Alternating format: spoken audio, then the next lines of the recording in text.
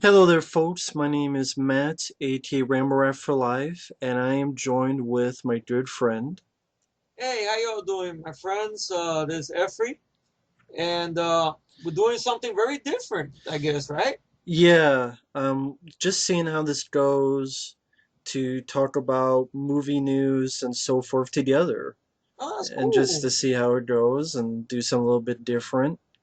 I like that. It reminds me way back in the day when I used to have an account. How I used to do vlogs and talk about movie news and shit, and people get all bent out of shape and stuff. But I like this, and I'm not alone. At least it's like I gotta come. I got somebody with me, to help me combat stuff. That's great.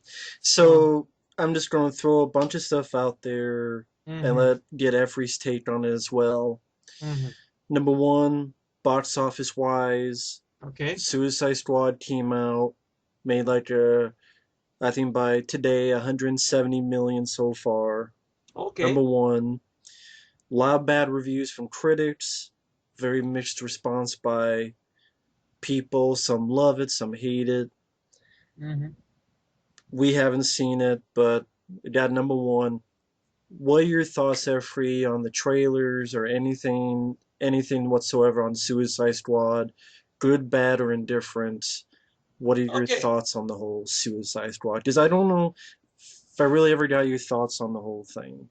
Well, I looked at it. The Suicide Squad. I don't follow the comics. Me neither. All I know is it's a bunch of villains, and this is supposedly supposed to take place in continuity after Batman v Superman.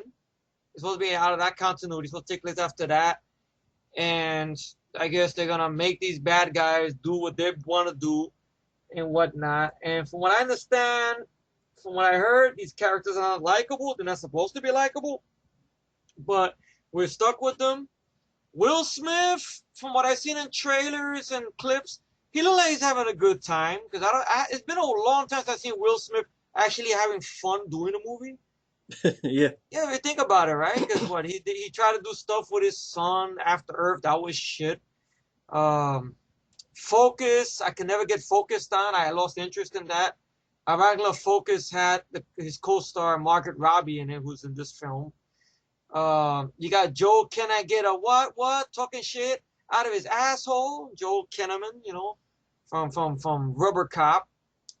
You have Jai fucked up Kyle Reese Courtney. He's in this. Um, Margaret Robbie. I've heard decent things about her as Harley Quinn. I heard that the film, from what main criticism I've heard about the film is that it's PG-13, but at times it feels like that it was cut back to get a PG-13. I've heard That's the one. that. That's the one good thing I've heard. And I know there was an interview I read up that Jared Leto is pretty pissed off. I don't know if you heard about that. No. Yeah, that he's very angry because the main criticism the film caught was that Joker is hardly in the film, and Jared Leto went on record saying that he filmed a lot of scenes as the Joker. And they got cut out. They got cut out, and he's pissed. And I think he made a harsh comment, which I said, okay, I understand you're pissed, Jared, but this is going a little too far. Like he made this quote. Oh, have I died tomorrow? I bet you they would show those scenes. I'm like, no, no, don't say that, Jared. No, no, no, no, don't say that.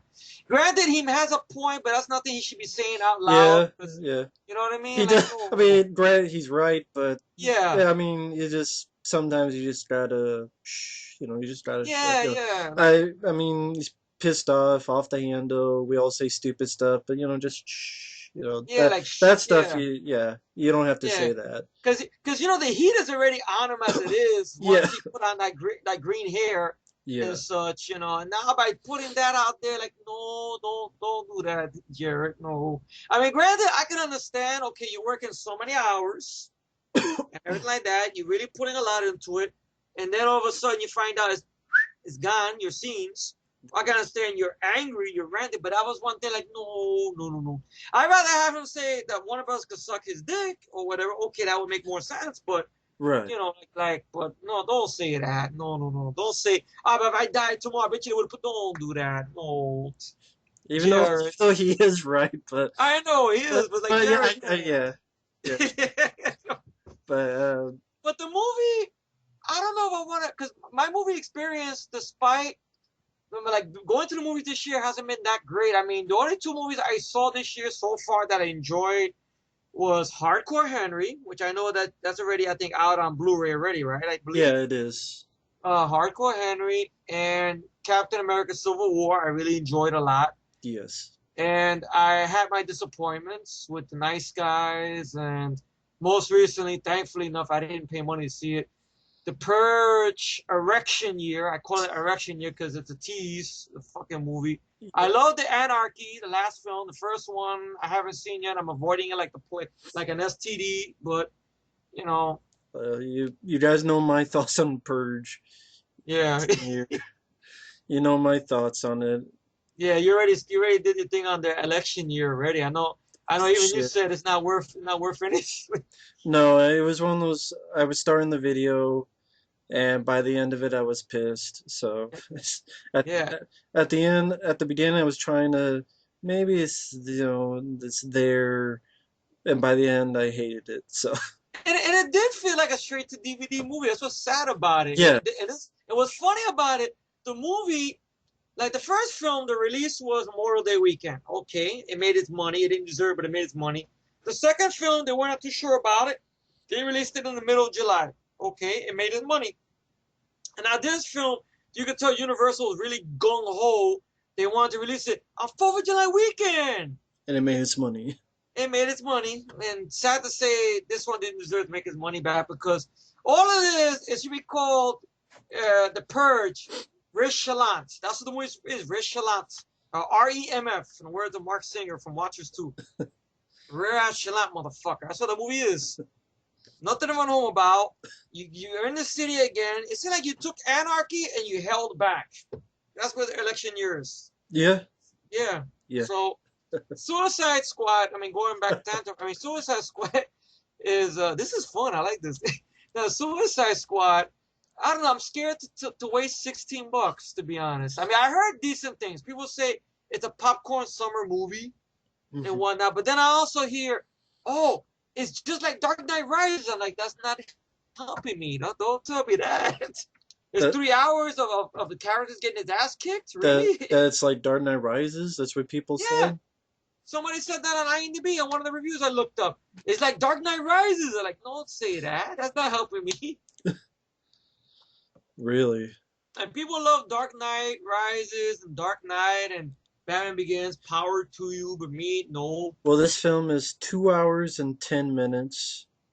And I heard the action's held back though. Like you get the Bland. sense, I've, that's that what I've heard. The action is bland.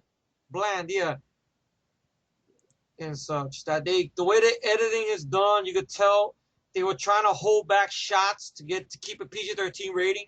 Which you would think, since Deadpool made all that fucking money, that DC and Warner Brothers would be like, nah, let's But make it an R, that's what kills me. Batman v Superman, which I'm sorry, folks, if you like the film, that's fine. I think it's an emo bitch of a movie. That's what I would call it. It's an emo bitch.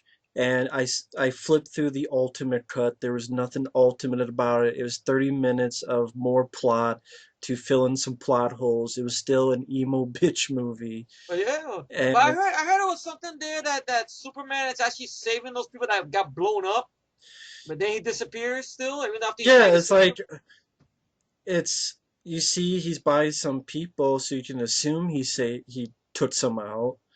But it's just like, okay, 10 seconds of him looking at some bodies doesn't do anything. It's no action. It's not more extended of here's the woman who said that Superman shot people.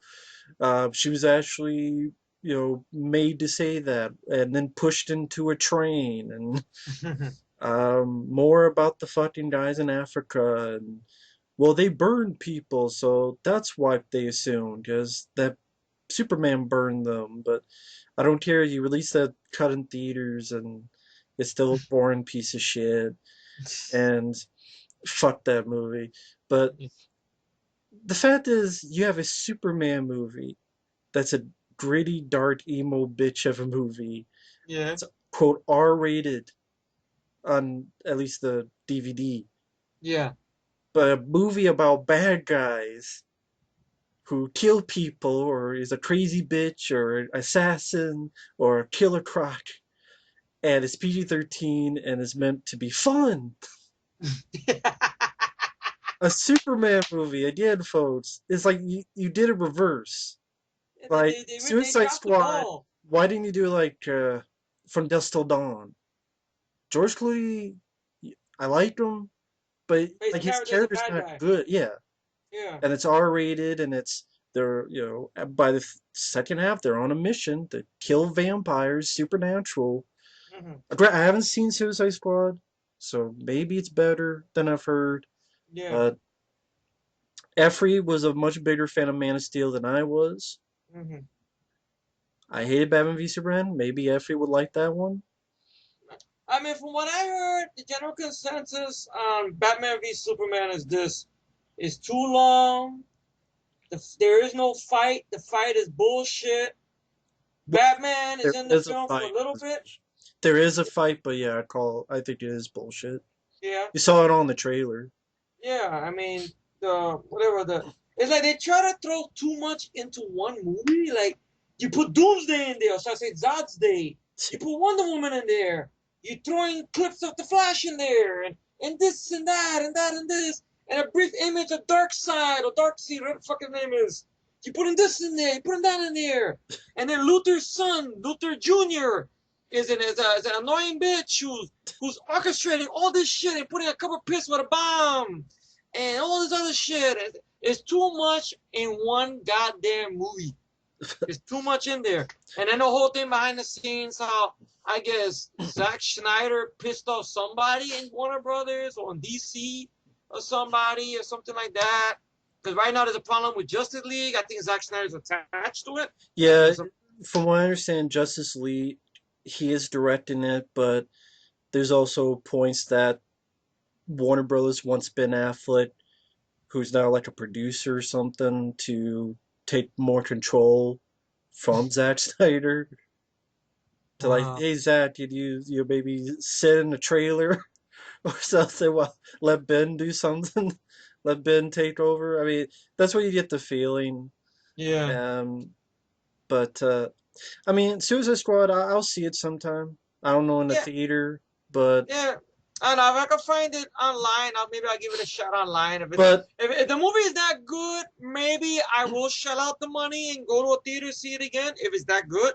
But if it's bullshit like the stuff I've seen recently, then well, then that's it. And but I so mean, when I look at the film, I don't see a film that costs 175 million. really, wow. I must. 175 million. Well, chances are I wouldn't have bet some of that must have went to Will Smith's pocket because he's like the most noticeable name in the cast. Wouldn't be Apparently, he surprised. took. I thought I heard he didn't. He took a Wait, pay took a cut. really wow. I could Will, be Will, wrong, but Will is dying to get out of his house, huh? That badly. Like he must have looked at his recent track record, like, oh, no one's seen this movie by me playing a guy talking about concussions and stuff. I mean, Nobody wants to see me, my son, do a movie. So let me go do a superhero movie in a way. I could be wrong, but it doesn't look like a movie that costs that much. The stuff I've heard is they just plug in songs, trying to be like Guardians of the Galaxy, just trying to I know plug in that's one thing songs, I've heard. That's one thing I've heard about that and too. and that the villains suck ass. Yeah, the Joker is barely in the film, which I know Jared Yeah, Leto aired out his opinion about that. but I mean, anyway, it got number one. It has a Mm, mixed reaction. Critics, I know, hated it to death. yeah. So another movie, speech since we're talking about, since I mentioned box office, Okay. Ghost Fuckers. Ghost. Isn't that a porno, Ghost Fuckers? I think I might have seen that one. I don't know. As Oh, of that's right, the new movie. Oh, I'm sorry. Oh, okay, that's the as of movie. I'm right sorry. I got now, confused there. Okay. it's gone all the way down to number 10. How much money did it make on his fall down? In the US, 118 million. Okay. And the Foreign, budget was. let me wait. Okay. Foreign was 62 million, so a Hmm. worldwide total of 181 million, but the budget was 144 million. And that So I doesn't guess it. include advertising, marketing, and all that stuff. Wow. So that's not good. Well, that's good. I mean, I'm glad to see it go down in flames though, because it was a mistake. The studio knew it was a mistake. That's why they were running damage control, trying to go to their channel and block out comments of people bashing it, and block out thumbs down ratings because people bashing it. And it doesn't help anything that one of the cast members went to Facebook and Twitter and started saying stupid things to the fans. That didn't help anything. And from what I heard, I have a scene in the film where they're acknowledging hate mail or something. Yeah, I heard that they look at YouTube and see some bad comments and such. Oh, brother.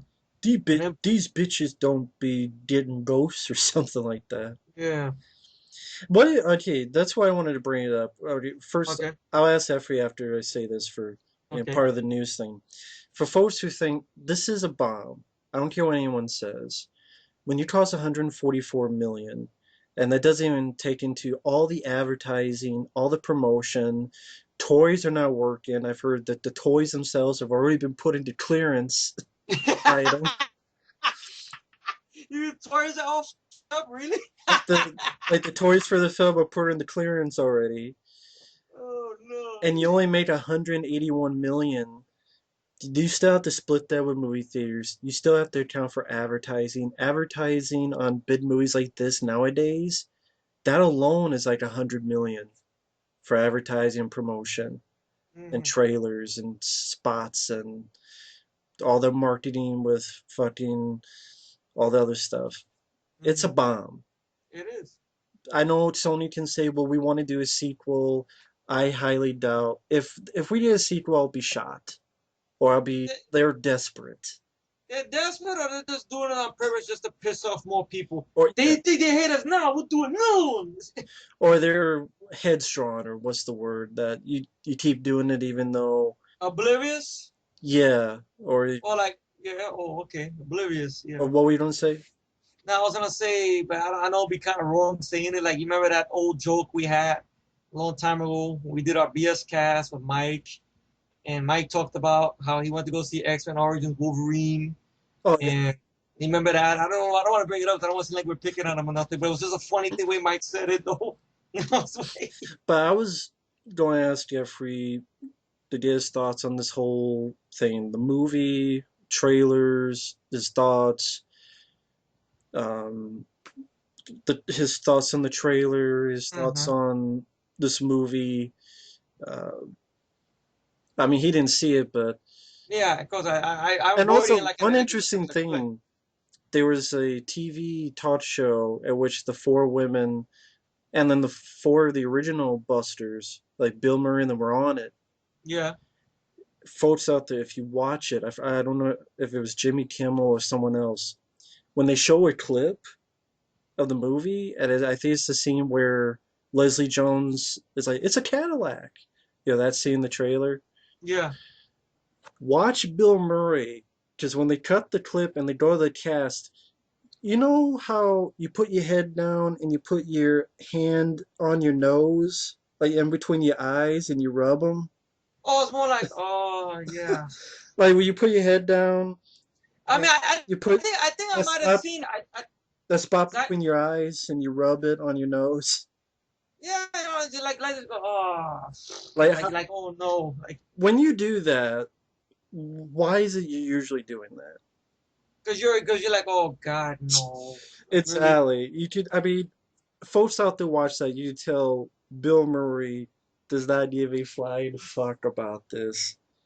And of course, there was that Sony hack which said that if Bill says no, we're going to have aggressive litigation. In other words, more than likely they would have sued him. Yeah, him or any of the cast members. And also, folks, Ernie Hudson before said, I don't think the fans want to see this. Yeah, And then, of course, now, yeah, because he has to. yeah. But So okay, sort of get Efree's thoughts on this because I've talked about it before, but to hear Efree's. Well, Just a, my 2 cents on it is I felt Ghostbusters film to do another one was too little, too late. They should have did it back in 19 fucking 97 when they wanted to do Ghostbusters in Hell, when Harold Ramis was with us. They should have did it there. I don't know what the fuck happened. I don't know if they said no to Ghostbusters in Hell and they greenlighted Men in Black instead, or it was some other idea. I don't know. Because I think it was 97 they were talking about that. And I know that was the big film that year for Sony. I think Bill And Murray's then, a big reason. okay, now I understand Bill Murray has been the real reason. Even when Harold Ramis was still with us, there was scripts going around, and Bill Murray kept on shredding scripts, having arguments with Dan Aykroyd. I willing to bet if Bill Murray was to make a comment now, even after all this blows over, I'm willing to bet Dan Aykroyd is going to fire back at him. All these scripts, I said you. But I wouldn't be surprised if Dan Aykroyd fires back at him with something for whatnot. Hmm. Because but granted, I can understand. I know Bill Murray sometimes. He's a very strange guy. I know there's times where he could be very sweet or he could be an asshole. So I know you hear very different stories about Bill Murray. Yeah, He's very, very, you can't, you don't know what shelf to put him on sometimes, yeah, and stuff like that. But I could tell, like when him and the cast members had to do promotion, you could tell his heart really wasn't in it. Dan Aykroyd could care two fucks about it because he's getting paid for it no matter what. Because as my characters, I came up with the name. I get some money out of this, so I'll go. I'll do this. Ernie Hudson's like, well, I don't want to do this, but I'm gonna go to jail or I'm gonna get litigated. I can't afford no lawyers. I'm too old for that shit. or Annie Potts is like, I don't give a shit. I only did the movie for money, and I'm being recognized now. Oh well, what are you saying? Well, Sandra, well, I think Ernie Hudson even he's like, I got no job. yeah, that's what I'm saying. Sad to say, but I got no job and I need shit to do. Yeah, exactly. So all that going into play. Now, does it bother me that the Ghostbusters are women? No, it does not bother me. That never bothered me. What bothered me is the fact that the jokes, from what I've seen in trailers and teasers and clips, aren't funny. They are not funny. Melissa McCarthy, this has been, I can make a prediction, though I haven't seen her other movie, but this has been a really bad year for her because I know, on a side note, she caught a lot of flack. I don't know if you heard about this, that she lost weight, but she was taking a supplement that wasn't, I don't think it was approved by whatever the FDA, whatever they call Oh, that shit. is that something to do with her show being canceled? Yeah, that along with that, because she caught hate because her taking that to lose weight, and then also her show being canceled. Which I will say right here, right now, I've seen episodes of that show. That show is 10 times funnier than anything in her movies. Because Melissa McCarthy, I have no beef with the lady at all. I know some people give her shit, but she's fat. I don't care. To me, she's big and beautiful and funny. In So fact, Efree prefers that. that's right. I will admit it. I don't give a shit. I admit it. That's right. Some guys don't like big women. I like the big women.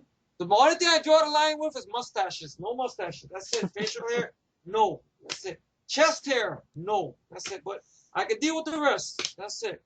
But I prefer those type of women. So, but other than me and my fetishes, okay. But thank you, Matt. But anyway, I admit it to the world. I don't give a shit. It's cool. But, it's a bad year for her. And I saw trailers for The Boss, which that's another film she does. Her spiel is getting tiring pretty fast because I'm tired of seeing her. That's one thing. I love Spy. Spy, I would say, is my favorite from her because, lo and behold, she wasn't playing the same, I'm a nasty bitch for half of the movie, and then in the end of the movie, I'll change my ways. Mm. Tammy, I'm a nasty bitch in the beginning half of the movie, And then in the end of the movie, I'll change my ways. I enjoy Identity Thief. People say, "Oh, that if I enjoyed that my statement should not be relevant." But that was the first time she did it. So I enjoy Jason Bateman. I know some people could say, "Oh, it's kind of like what they feel about Due Date." You know, they love Robert Downey Jr., but Zach Galifianakis is a big fucking problem. But I could deal with both the film or whatnot because I bought her change more than Zach Galifianakis. But to get the whole gist of making that is that her spiel is getting old pretty fast. The Heat, sad to say, I saw it in the theater. I had fun with it. I saw it again. It didn't hold up too well. Hmm. I like Sandra Bullock. I like Miss McCarthy. But once again, it's that same spiel. I'm a bitch. I'm a bitch. I'm cursing like a sailor. And I'm at the end of the movie, I'm going to change my ways, sort of. That's why I love Spy. Spy, she wasn't that way. I mean, she does it briefly because she's on the cover, but for the most part, she reminded me almost of, and it is a long shot, me saying this, she made me think of Whoopi Goldberg and Jumping Jack Flash. She's a normal gal, right, in an extraordinary situation, Hmm. right? So, you know, that's why I like, that's why I really love Spy, but I still put Jumping Jack Flash above it. But this year, she did that film, The Boss, which that's a film she did with her hubby, who I think he co-wrote it with her, Ben Falcone. Well, I think they worked together on Tammy, and that's a bad sign because I saw a little bit of Tammy, and I was annoyed. I had to stop it because it's just the editing is very bad. The jokes aren't funny. The story feels choppy, and the acting is just out the window. And Hmm. that had a big opening weekend. I don't know why, but it should. But you know, this year alone just hasn't been good for her. And getting involved in Ghostbusters and it being a bomb is just another bad thing. And be right back. I have to take care of some bathroom business. Right back. All right. Well, I've talked about this before, but Ghostbusters as well as Suicide Squad, I don't know, who knows? Maybe I'll see them sometime down the road just to, take my mind off again, stuff I'm not going to get into, just some personal stuff. And again, just even if it's shitty, just take your mind off it. But with Ghostbusters, it was never about the fact they were women. It was the fact that the trailer was unfunny, the jokes were unfunny, and the marketing was very, very unappealing. And I'm glad it's bombing. Now, who knows? Maybe some people could say, well, Matt, it's not just the box office, it's also, maybe more people are buying the older movies and the Twinkies and the Ecto Cooler but I don't think enough Twinkies and Ecto Cooler sales is going to offset. I mean, if that's what Sony wanted, fine, but the movie itself, again, who knows? Maybe I'll take a chance or I'll see it online or something just for shits and giggles and for people out there as well. But as well as Suicide Squad, that's one of those movies that I like the trailers. The first trailer with a Joe played on me. I forget what it is. It was a song. I played a joke or something dealing with joke. I forget the actual name of the song. I started a joke. That's what it was.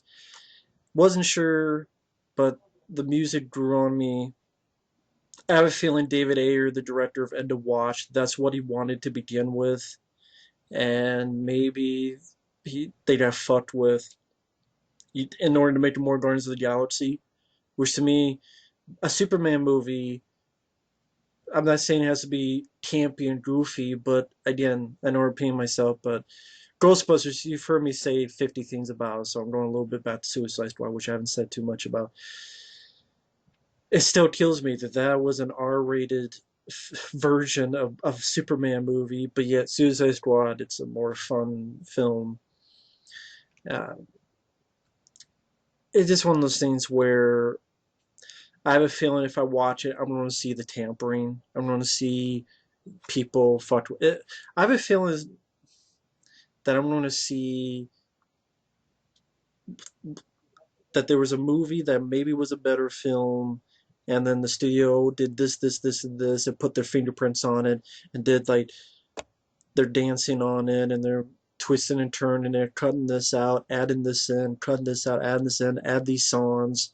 If there's a bunch of random songs put in for no fucking reason, that's going to be a little bit irritating, and really show that they're trying to do Guardians of the Galaxy. Um, and like Efree said, it is weird that it's not an R-rated film.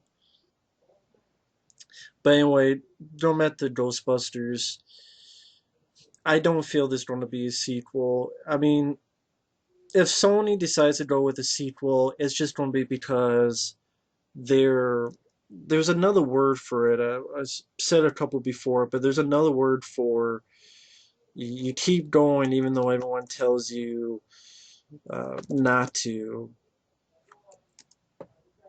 The persistent, like they're persistent and just not giving a shit what anyone says. We're gonna do it anyway for shits and giggles. Maybe they're gonna try for a lower budget film. Maybe they're gonna try for maybe a budget that's only 50 million or 60 million. The fact it costs 140 some million. I guess they thought that Spy and all these other Paul Feig movies made so much money. Ghostbusters, you add a brand name and a PG-13 brand name, it's gonna make so much more money.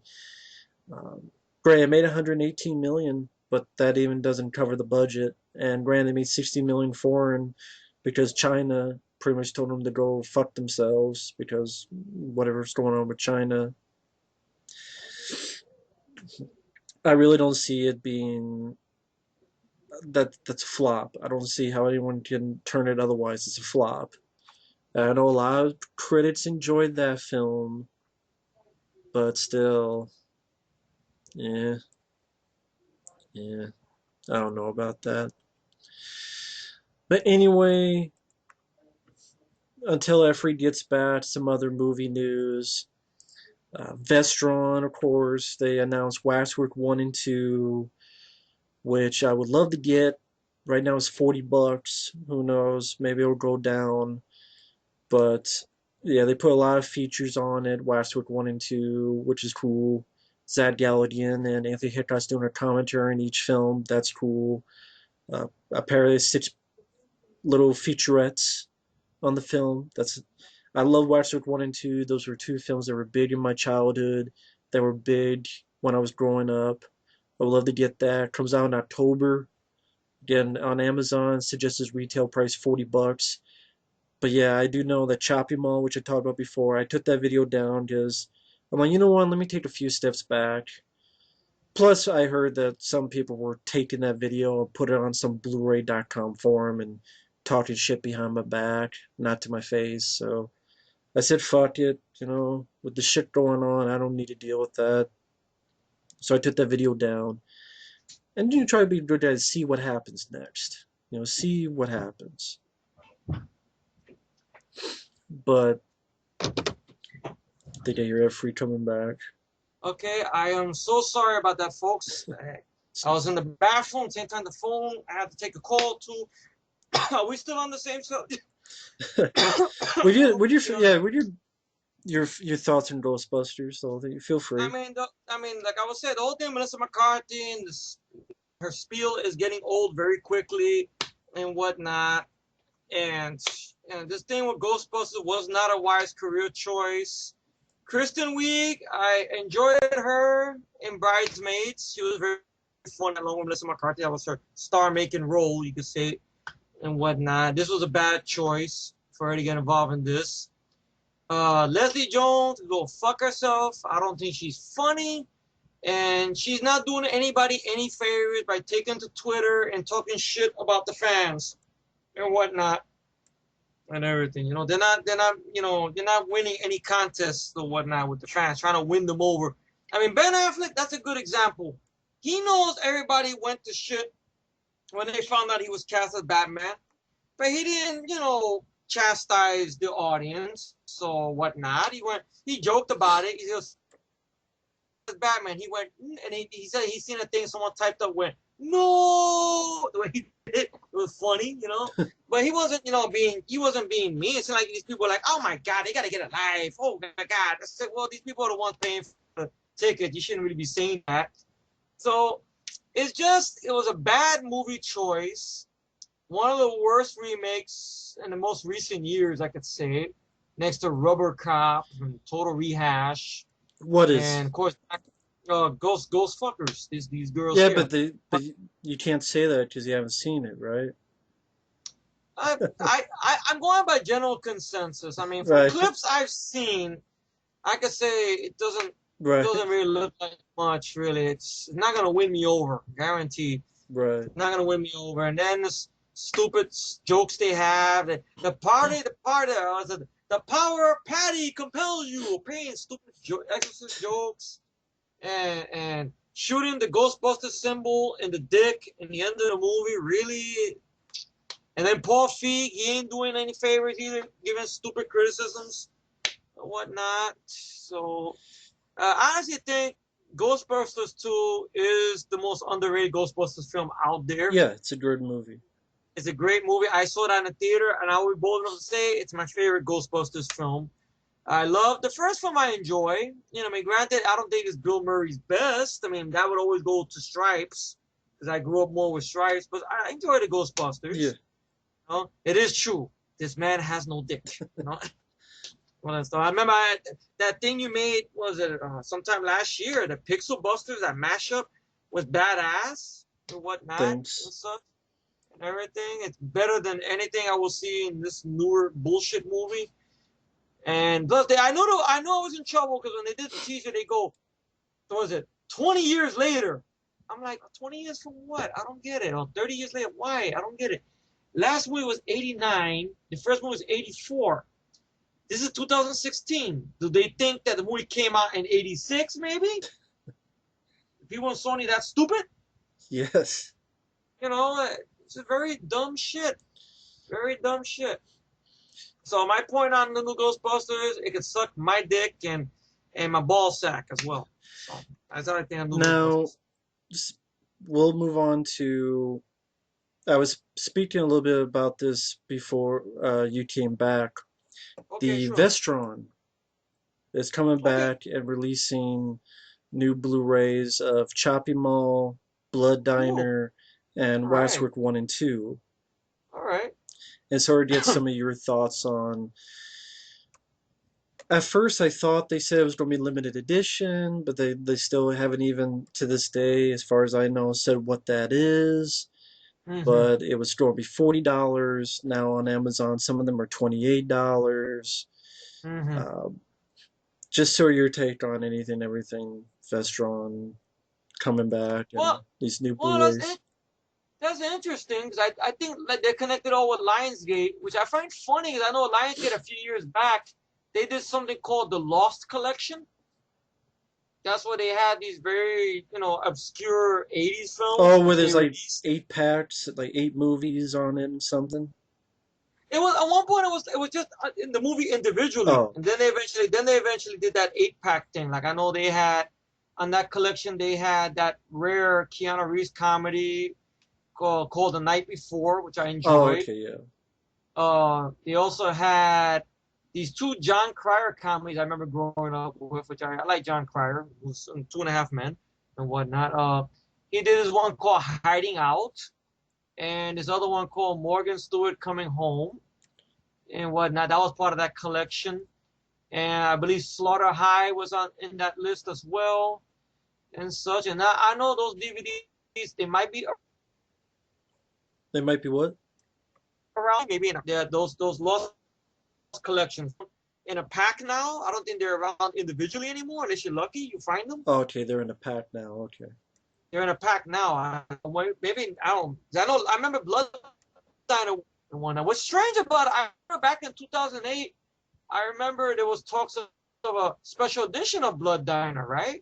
I know. Was it somebody contacted you and told you something about that? I don't know. Was it Dead Pit or somebody? I know you heard something. Well, no one contacted me, but I heard Oh, well, that you heard of it. the guys at Div Pit were going to do a fan commentary on it, and it Oh, just all never came to right.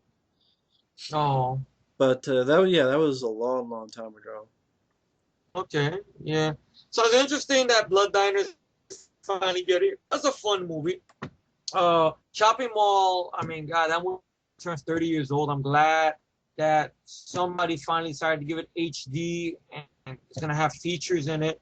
Now, even if the features are shit, I still want the movie because my DVD I got, the VHS rip is bullshit. I mean, it's glad that somebody got off their ass and did a transfer. I hope it's worth a shit though and whatnot. I know at one point there was that limited edition talk or whatnot that was going around, which I thought was very stupid Well, okay. that they were gonna do Here's that. something that You know? says here: limited collector Okay. edition, one run only.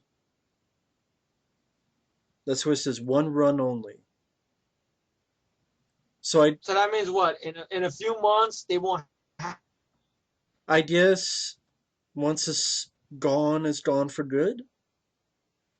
So they're trying to do like Disney now, like what Disney's been doing all these fucking years. We're gonna release Beauty and the Beast, but it's out of the vault for a limited time only, I and then we're gonna put it back in the vault. All I They're know gonna do that shit it now. says right here on Amazon, one run only. Sons of bitches. So Oh god. Well, I will admit, I know some people might say I'm an asshole for doing this or whatnot, no, you're but not. I, re- I guess I'm putting myself into shit sometimes. But I did a pre-order of the film. Despite I know Shopping my mall. two good friends, shopping mall, yeah, and I know my two good friends did videos about it and whatnot, and I respect what they said, and they're 100% right. Nobody ever should have to pay more than $40 for a movie. Well, even They should nowadays, $30 is a lot for a Blu-ray exactly, on one yeah, movie. Which yeah, even, I mean, yeah, it's $28 now. I'll give you that. yeah, yeah. But Right with now they put $28. but with shipping, it's over 30. Yeah, And I'm sorry, you can call me cheap all you want. $30 nowadays is fucking high. And you give me all this stuff about how, well, you need to be a collector to do it, or you need to be not so cheap, or you know what, things are getting higher price, you have to deal with it. I don't give a shit. Reasons, they're both bullshit reasons. Now, it's exactly. still over 30 fucking dollars for a fucking Blu-ray, and yes, maybe I would like to know a review of, hey, is this good? Did they fuck up the transfer like Moontrap Yeah, yeah. or some other thing? I'm sorry, I don't fucking trust Lionsgate, Lions Taint when they fucked over Elf and they fucked over a lot of other shit. Ninja Turtles too. The 80s Ninja Turtles. They Yeah, fucked over shit before. Lions Taint is not a fucking company I'm going to trust. exactly. And $28, yes, $40 was a lot. $28 is a lot for me. Maybe it's not for you folks, but I'm sorry, I don't have fucking money growing on trees. Yeah. And I'm not saying Efree does either, but No, I Chopping don't have Mall the is one money of yet. his personal favorite movies. Yeah, I like Chopping yeah, Mall a lot, but yeah. there's a lot of other stuff coming out. Of It, course. I know they also got the Waxwork 1 and 2 and stuff. which those I grew up more. I would like to have more. I mean, but Hmm. right now it's Yeah, $40, and that comes out yeah. October. But just to tell people what's on these, in case you're interested, Blood Diner Okay. has an audio commentary with director Jackie Khan, Hmm. commentary with executive producer Lawrence Kasanoff, Isolated Store, uh, an interview with director Jackie Khan, interview with actor Carl Crew, interview with director of photography, interview with writer Michael Saunier, interview with special makeup creator Bruce Salava, archival interview with crew member and Hollywood book and poster owner Eric Caden. For Choppy Mall, three audio commentaries. Oh, cool. Commentary with director co-writer Jim Wynorski, actress Kelly Maroney, and co-writer Steve Mitchell. Hmm. Commentary with Jim Wynorski and Steve Mitchell. Maybe that was the commentary that was on the DVD. Okay. And commentary with historian, pretty much fans, Nathaniel Thompson and Ryan Turek. Cast of filmmakers remember the making of Chopping Mall. That's one featurette. one interview with Leslie Rosenthal discussing the editing, one Okay. interview with creator Robert Short who talks about creating the robots. I think that was on the other DVD film because I know they interviewed him on the other DVD for creating the robots and such. But Because go on, there tell me is about one it. called Chopping While Creating the Killbots, so maybe that's the one. This is a Okay. new one. So they have both on there. Interview with All right. composer Chuck Chirino. Oh, cool. Uh, the Lost Scene, an introduction with filmmakers Gilmore Norstein and Steve Mitchell, and the three-page scene itself. A visit with Chopping Mall's biggest fan. And 10 Oh, questions with the robot. wow. It's too bad they didn't interview me. I thought I was the biggest fan. Some Interview with Efree. He's on the Blu-ray. See a picture of my bald head, like, hey. And then Waxwork 1 and 2, which I don't get. I guess it's a Blu-ray DVD combo pack, which is Oh, strange. that's strange. They're still doing that. That's But cool. both Waxwork 1 and 2 are on one disc, Okay. which I think that's cheap when they do that. I'm sorry that Yeah. they can't get a separate.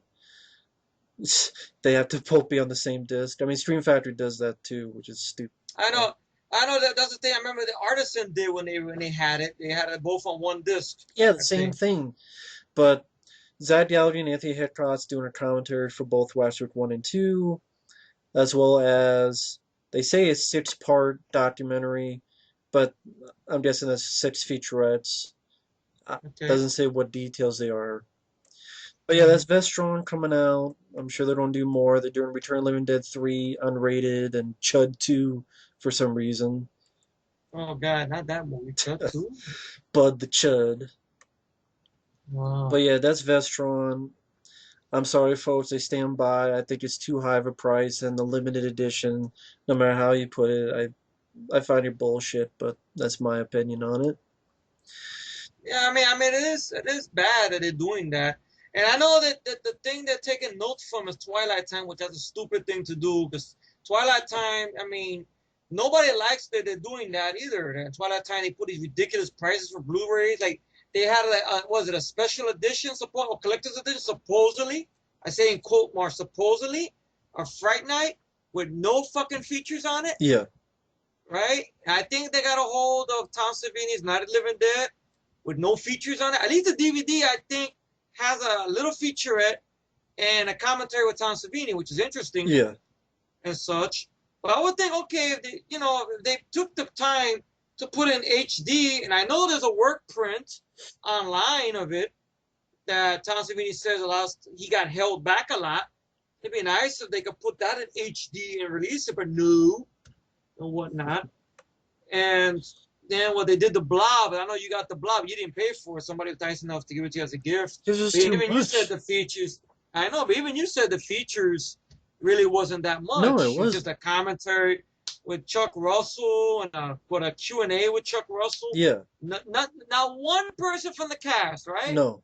Unbelievable. Not Shawnee Smith could talk all she wants about the Saw films.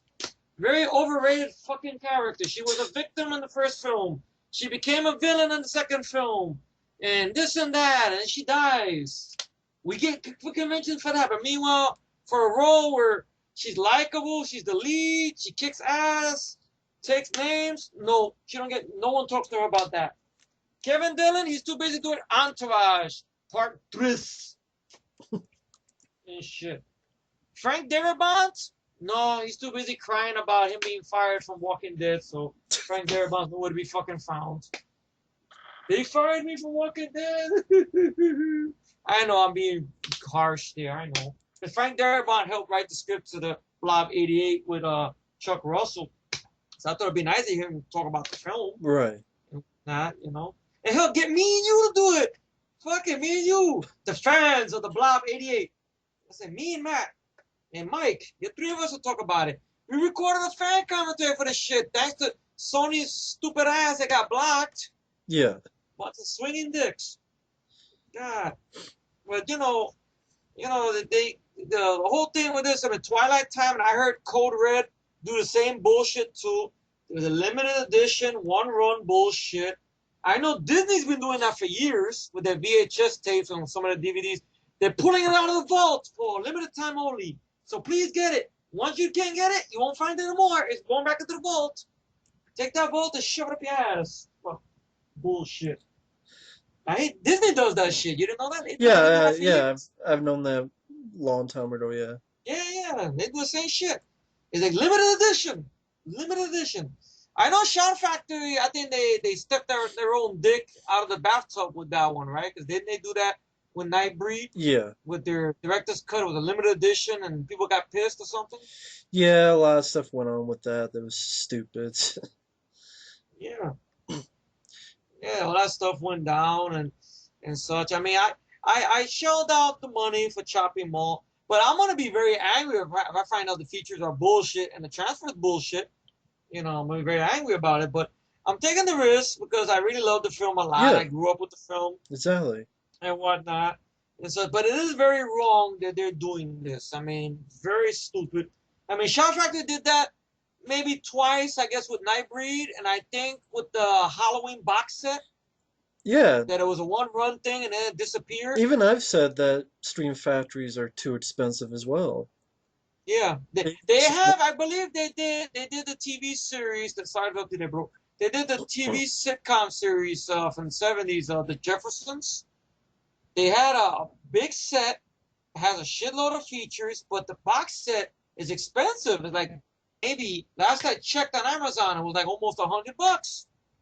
And granted, people are saying, okay, that's a box set, but still, God, for a show that never got special edition or whatnot, finally gets it and supposedly good transfer or whatnot, and you sell it for fucking ridiculous price, you know, and shit. But go on, bro. Sorry to interrupt you, but that's my opinion on it. I just think it's bullshit.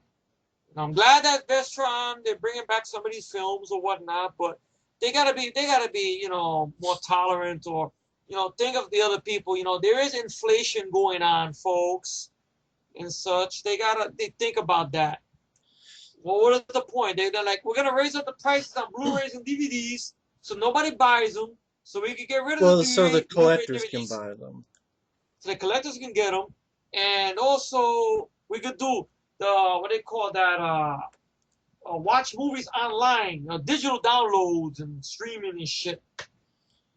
I guess that's the main thing that they're trying to do. Get everybody to do digital streaming and download and streaming. I said, what if you don't want to watch it on your fucking computer? What do you want? Long and behold, you want to watch it on your fucking TV and shit.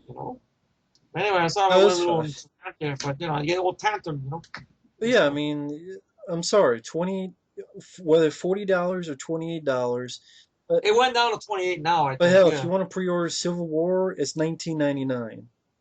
that's true. So I mean, that's sort of where I'm coming from. So come on. But Yeah, hell, Prom Night is 15. That was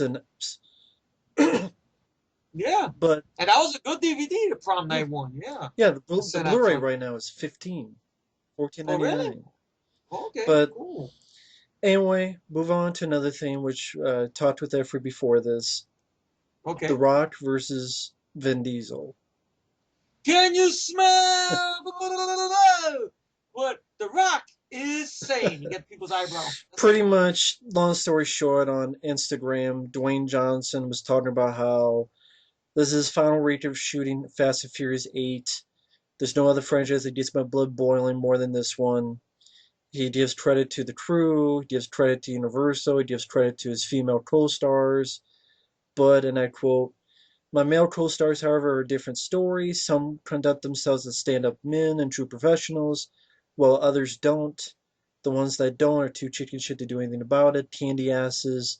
When you watch this movie next April and it seems like I'm not acting in some of these scenes, and my blood is legit boiling, you're right. And of course, some people are like, well, who are they talking about? Are they talking about Tyrese? Are they talking about Scott Eastwood or wherever the hell it is?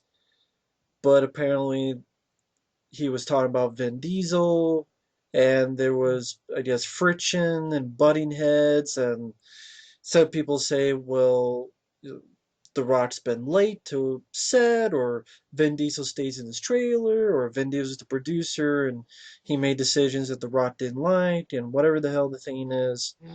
But there's Yeah. friction, and so what my thoughts are, it made sense because they're two big egos, Yeah, and if it didn't happen soon, it was going to happen later. yeah, And uh, Fast and Furious 7 was disappointing, it was. and I don't think you needed a part 8. And I know people don't ask about the new Triple X. I have no idea because I looked forward to Riddick, and that sucked ass. Same here. So, what are your thoughts on this? And while you do that, I have to use the restroom myself. Okay. But feel free to All keep right. going. Your thoughts on this? All right, no problem. We'll do an instant replay later. Don't worry.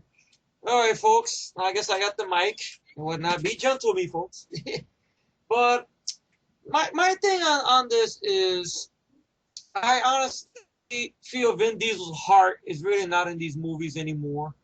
I mean, he was very, very close to Paul Walker, and Paul Walker was taken from us. He took that loss the hardest, along with the rest of the cast and Paul Walker's family and whatnot, and friends and such. And you could just tell Vin Diesel's heart is not in this. I'm guessing he's doing these films for because he did say in an interview one time it's almost dangerous to not do these films because there's so much money involved or whatnot and such. And I know Fury 7 I was not a fan of at all. Did not care for the film one bit. People want to say I thought it was an overrated film. I mean, the only good thing the movie had going for it was Kurt Russell and Statham for the little bits he's in the film. But a lot of CGI. Um, the doubles that they used, I know people are gonna get mad when I say this. I did not care for the doubles they used for Paul Walker. Sorry, bro. No, Just that's going into fine. the whole thing about that. Go Bro. I ahead. was going into the whole thing about how I said that Vin Diesel's heart is really not in these movies anymore after losing Paul Walker Right. because he took that loss the hardest out of everybody else and whatnot, and how basically like I was going into I'm Yeah. up to date right now. Now Fury 7 was overrated. Did not care for it. The only thing I liked about Fury 7 was Kurt fucking Russell. I wish he had a movie on his own with that character, being a better version of the church character from Expendables, my opinion. Um, Jason Statham as a bad guy could work if you give him a personality, though. It just seemed like he felt more like a fucking Terminator than anything because he had no dialogue or whatnot. He's just an angry British guy who wants Toretto, and that's it. And then they just the diluted plot where they throw this whole bullshit. Like, it was just a simple thing of Statham hunting down these people in whatever in LA. I could deal with that. That was the movie, but no, it's got to throw this other plot in there with this other shit and that shit. And they got to leave the country and do this other shit and this shit. Then you see doubles, the doubles.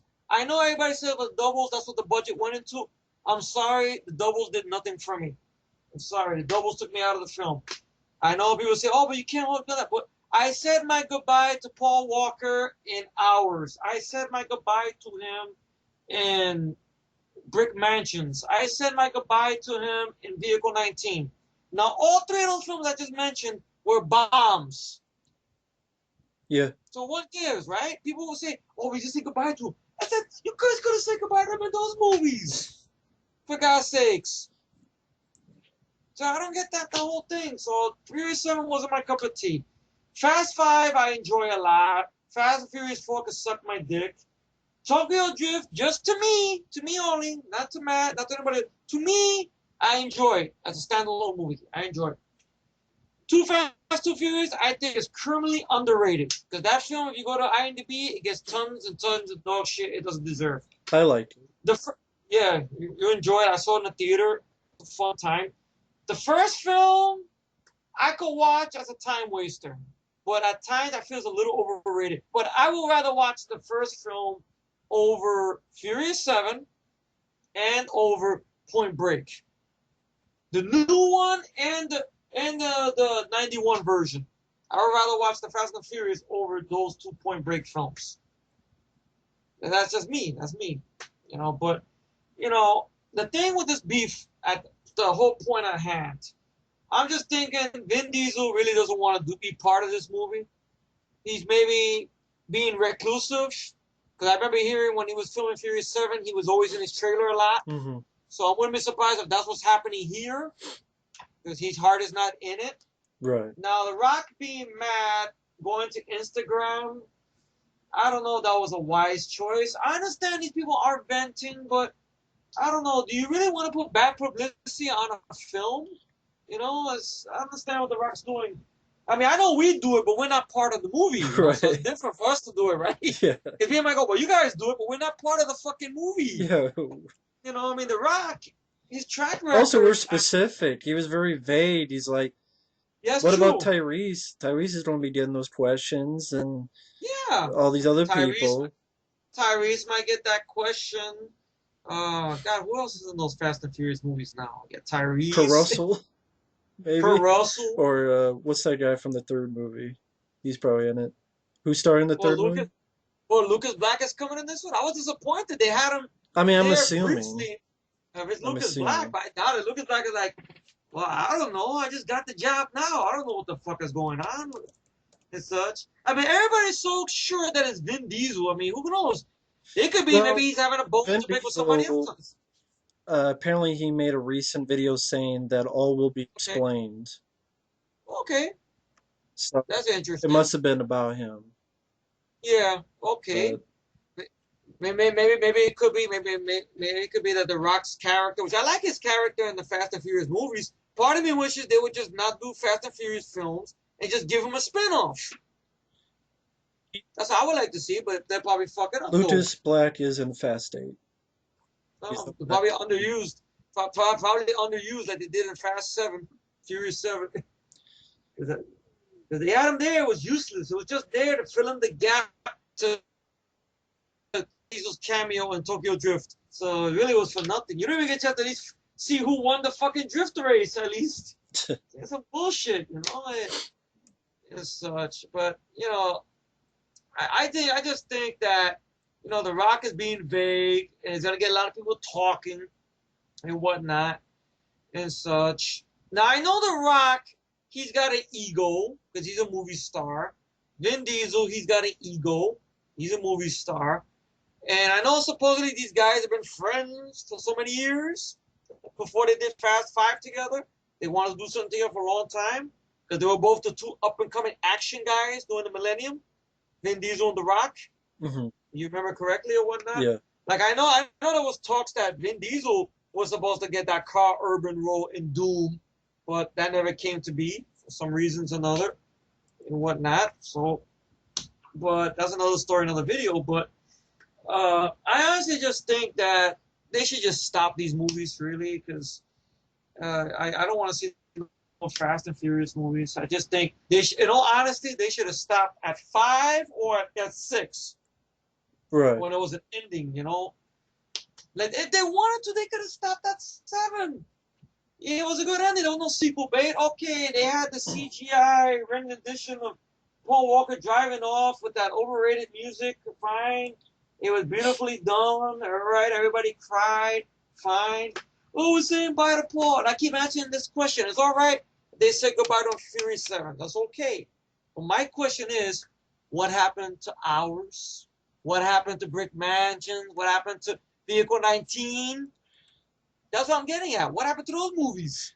They didn't see him or they didn't like him. You know, that's what pisses They me didn't like off. I Brick mean, Mansions. I know that. I saw Brick Mansions. I'm not gonna say it's immaculate. I have a problem with the ending because this guy was a bad villain choice they got and shit. Hmm. And such. I like Paul Walker. I didn't mind David Bell. I'm actually one of the few guys that don't mind the original version, the French version. You know, B13. I don't mind that one. Hmm. Uh, the Hours is a one-man show. Great performance by Paul Walker. That should have got some notice.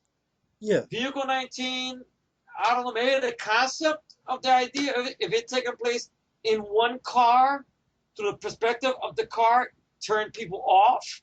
I don't know why. So, I don't know. I have a feeling I know a lot of people are going to get bent out of shape. Oh, but you're hating on Paul Walker. No, I am not. I am just saying people went out of their way to say goodbye to him in this film.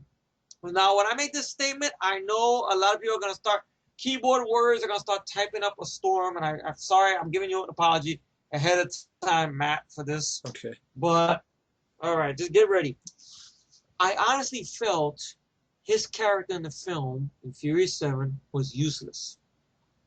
What? What? Let me explain. Let me explain. Before people start typing, hold on. Relax.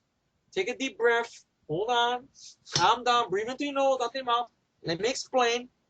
Because his character did not contribute nothing. All his character did was he jumped on the back of a truck. He gets into a half-ass fight with Tony Jaa with this whole stupid thing. Too slow. This stupid shit. His CGI rendering jumps on top of a mountain, or not a mountain, but off a cliff. He drives off. His character doesn't. It misses the action for some reason. They use bad stand-ins to describe that. You could have just had his character be living away somewhere with Jordana. I can't act Brewster. I never liked her as an actress.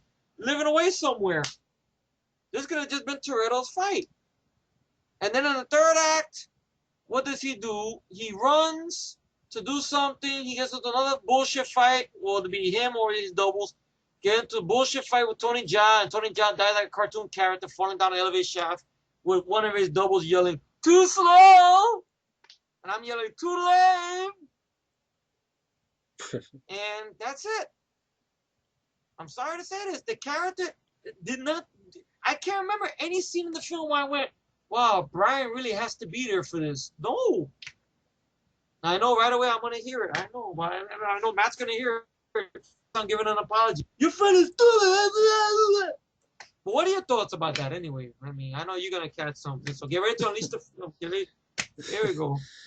Yeah, I mean, like I said in my review of Fast and Furious 7, it was a disappointing flick, and yeah, Paul Walker didn't have much to do, and that's probably because the scenes he needed to shoot, he wasn't able to. Yeah. Yeah. Because I know originally it was supposed to be more about him, and yeah, just wasn't able to shoot that stuff. Well, he shot maybe part of it, but they couldn't work around it. Yeah. They shot A, D, and G, but they don't have, B. The rest of the alphabet, yeah. So it won't fit. Or if yeah. you try to fit it, it won't make sense. And I'm sure they had to reconstruct with what they had. And yeah, because I know that was the main thing they were talking about when they were first conceiving Furious 7. That was going to go back to basics, that we're going to stay in L.A. And when you see them leaving L.A., I smell rewrites. This whole plot device thing with them going off to another country. Why does that bother you so much? Because then it doesn't feel like Fast and Furious no more. It feels like another Mission Impossible movie, which I got nothing against those movies. Well, I don't know if that's reshoots because Paul Walker was in those scenes. Yeah, but I don't know. Just Furious 7. I mean, I understand somebody's going to bring up, but The Crow, Brandon Lee. But it made sense that they had to do that with Brandon Lee because he's the star of the film. Not to say Paul Walker wasn't. I think no matter what I'm going to say, I'm going to look like an asshole. But it seems like they worked that more better. Maybe because Brandon was around more, so they had really him in more of those scenes. And some of the stuff you could see it's not him. Okay, I can understand that. And I know I'm going to catch shit for saying this, boy. Hey, Matt, I'm sorry once again, Matt. It's all right. It's okay. I know that Matt's going to hear it. But A Game of Death, okay. I grew up with the film, but I know that's not Bruce. I know it sucks. Okay, I know. I understand that wasn't Bruce Lee's intended script. I understand that. Yeah. I understand that. I can watch it as a time waster. I cannot defend it, but I can watch it. But I can understand, okay, it was bad taste to use his funeral footage in the scene in the film. That was bad taste. I understand the bad cutouts they had back in the late 70s. I understand that. The entire movie is bad taste to me. Okay. Bad taste in my mouth. All right. It's all right. It's okay. And such. But that, okay. And, okay, The Crow. I know you're always in between when it comes to that. Because I know you don't hate it, but you don't love it. Right. I understand you're in between, but that's understandable. It's okay. Okay, Wagons East. I've never seen the film. Have you seen it? It's I know really that's the one where they had stand-ins for John Candy. yeah, and there's like one shot where they just reused footage but put in a different scene, and yeah, it's a terrible movie. It's one of Wow. John Candy's worst, Wow. sad to say. Was Canadian? Well, was it Canadian Bacon up there at one point? I remember hearing that was pretty bad. Yeah, Canadian Bacon. that's pretty bad too. Wow. Yeah, but you know what I'm getting at is at least these people. Not to say anything bad. See, like what I'm gonna say, I know it's gonna sound bad, but Furious 7, I just did not care for. I But just anyway, thought it was overrated. back And back to back to Furious The 8, Rock and Diesel. The Rock and Diesel. Sorry, but Rock and Diesel. I'm curious to find out what this explanation is going to be about. Was this about maybe The Rock coming late to set, or maybe about Vin Diesel having to sit down and talk to him, or whatnot? And The Rock, went on a tantrum, on Twitter and shit. I don't know. I mean, well, honestly, I just feel they should just stop, but they're not gonna stop because they're filming Fast 8. And They're they're gonna do 9. gonna do 9. It's gonna be to a point these guys are gonna be in wheelchairs and whatnot and such. And just I don't know. I just rather just see them stop because it just seemed like the last film was a CGI fest with action wise. There's gonna be a lot of CGI bullshit. And I did see the trailer to Triple X. I think Vin Diesel don't bring back any other characters. You got lucky with Toretto. Leave it at that because Riddick I was looking forward to. I fucking hated Riddick. The movie. Thanks to that newer film, I actually gotten softer on Chronicles of Riddick. At one point, I used to have problems with that movie. I don't anymore. Thanks to the latest film. Should I say Pitch Black rebooted? As I feel like a Pitch Black do-over. Yeah. That's basically what it is. But this beef between both of those guys, I don't know. I mean, maybe Vin Diesel will explain it more in the video. I don't know. Maybe somebody else in the cast will speak out and go, "What the fuck is going on?" and shit. Maybe, So what? Well, what's the next topic? okay. Just Sorry, I went all tangent. that's all right. Let's see. Bad Boys 3 retitled Bad Boys for Life gets new release date, which is February? January 12th, 2018. And it is directed by Joe Carney, right? Yeah.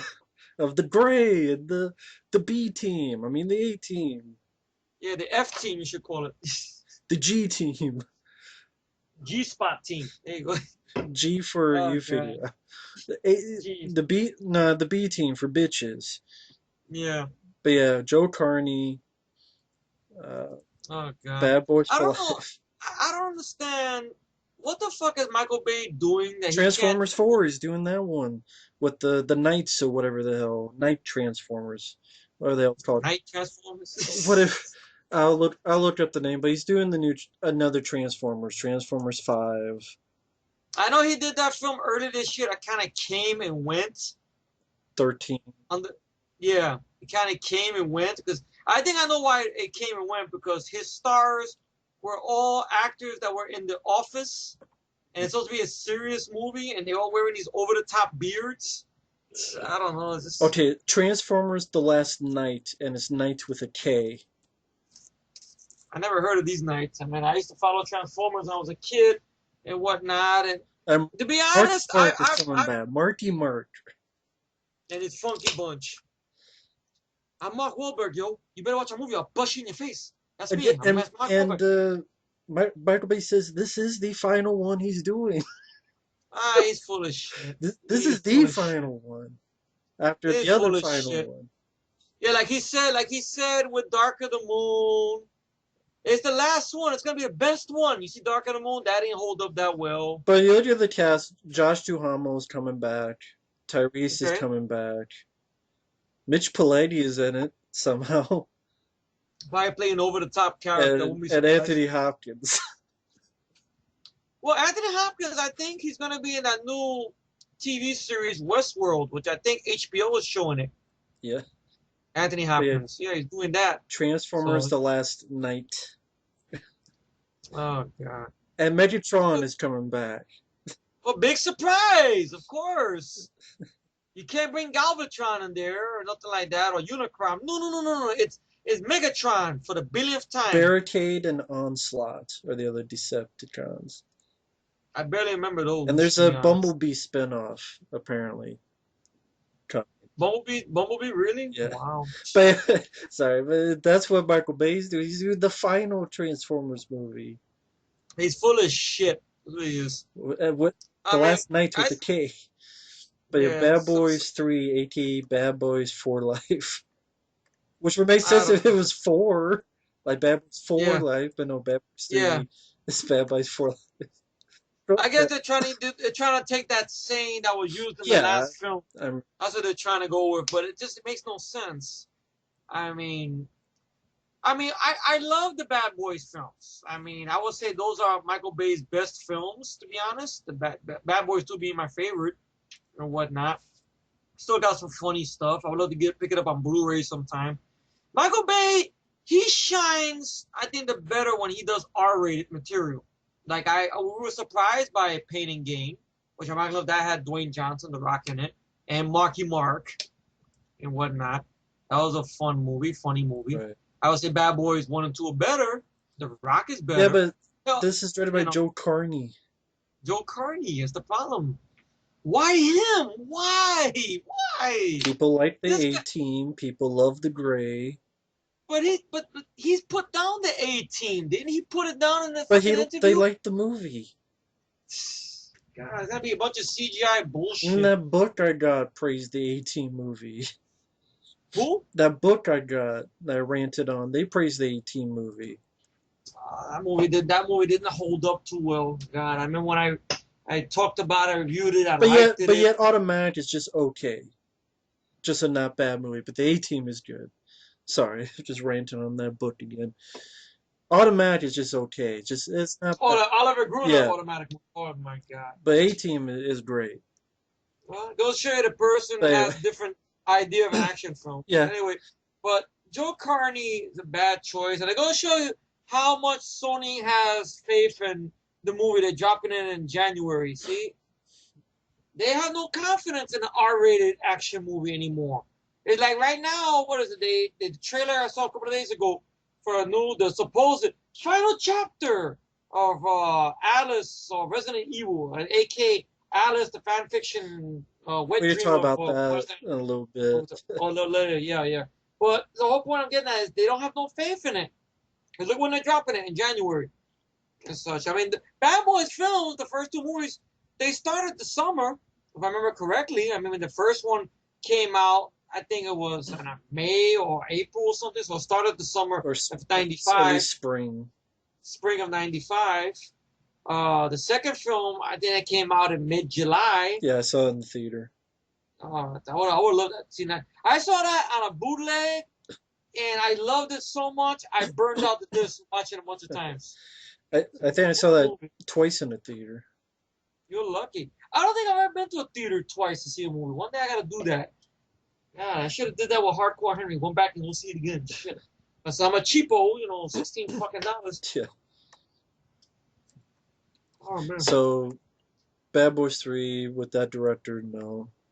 Was No, surprised not the shit bad. out of me, but Yeah, but hasn't Joe yet. Carney, it'd be a bunch of CGI bullshit. And for some reason, I have a feeling the script is gonna be bullshit. Because they might pull a Rush Hour 3, which I'm worried about. That for some reason or another, they're not talking to each other.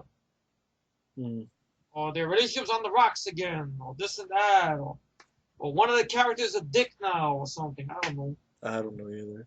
Maybe they'll fuck it up or something. But what's next? Okay. Did you see the trailers to Justice League or Wonder Woman? I did. I did. Okay, the Justice League. I've I'm gonna give my thoughts. I fucking hated it. I thought it was them really trying so hard to suck Marvel's cock. They had Yeah. some spittle on their face. Yeah. It was Tony Stark meeting Spider-Man. I mean, Yeah. Batman meeting the Flash. Yeah, and Batman being so stupid that he gave himself away. I'm gonna throw my bat away, Rain. I guess he had to give himself away sooner or later, but um, I thought Batman didn't do that, yeah, But hell, what do I know? And Jason Mamma Mia still sucks. yeah. And I don't never understood the praise for Wonder Woman. I don't understand all this praise she's getting. I thought she did nothing Batman v Superman, and I think she's a shitty actress with a heavy accent. Yeah. But I thought the Justice League trailer was laughable, and then the way they wanted, I thought it was just terrible. But that's just Hmm. me. Okay. What's your thoughts on it? Okay. Um, the Justice League. I saw the trailer for that. I'm on the same page. Which I agree. It is it's almost the same exact shit. Same exact shit. Like it's like okay, Tony Stark was the one that sort of helped Nick Fury get the team together. I guess with this one, there's no Nick Fury. It's just Bruce Wayne, I guess, and Wonder Woman. They're gonna get these metahumans together, and the way they're doing it is almost like that. When he sees Barry Allen, I guess, Yeah, and tells him this, it's almost the same shit like Tony. It's like they're really trying to a point. It's so obvious, it wasn't you know. funny. It wasn't funny. It didn't work and such. And then all of a sudden, Bruce Wayne having such a humor. Like, really?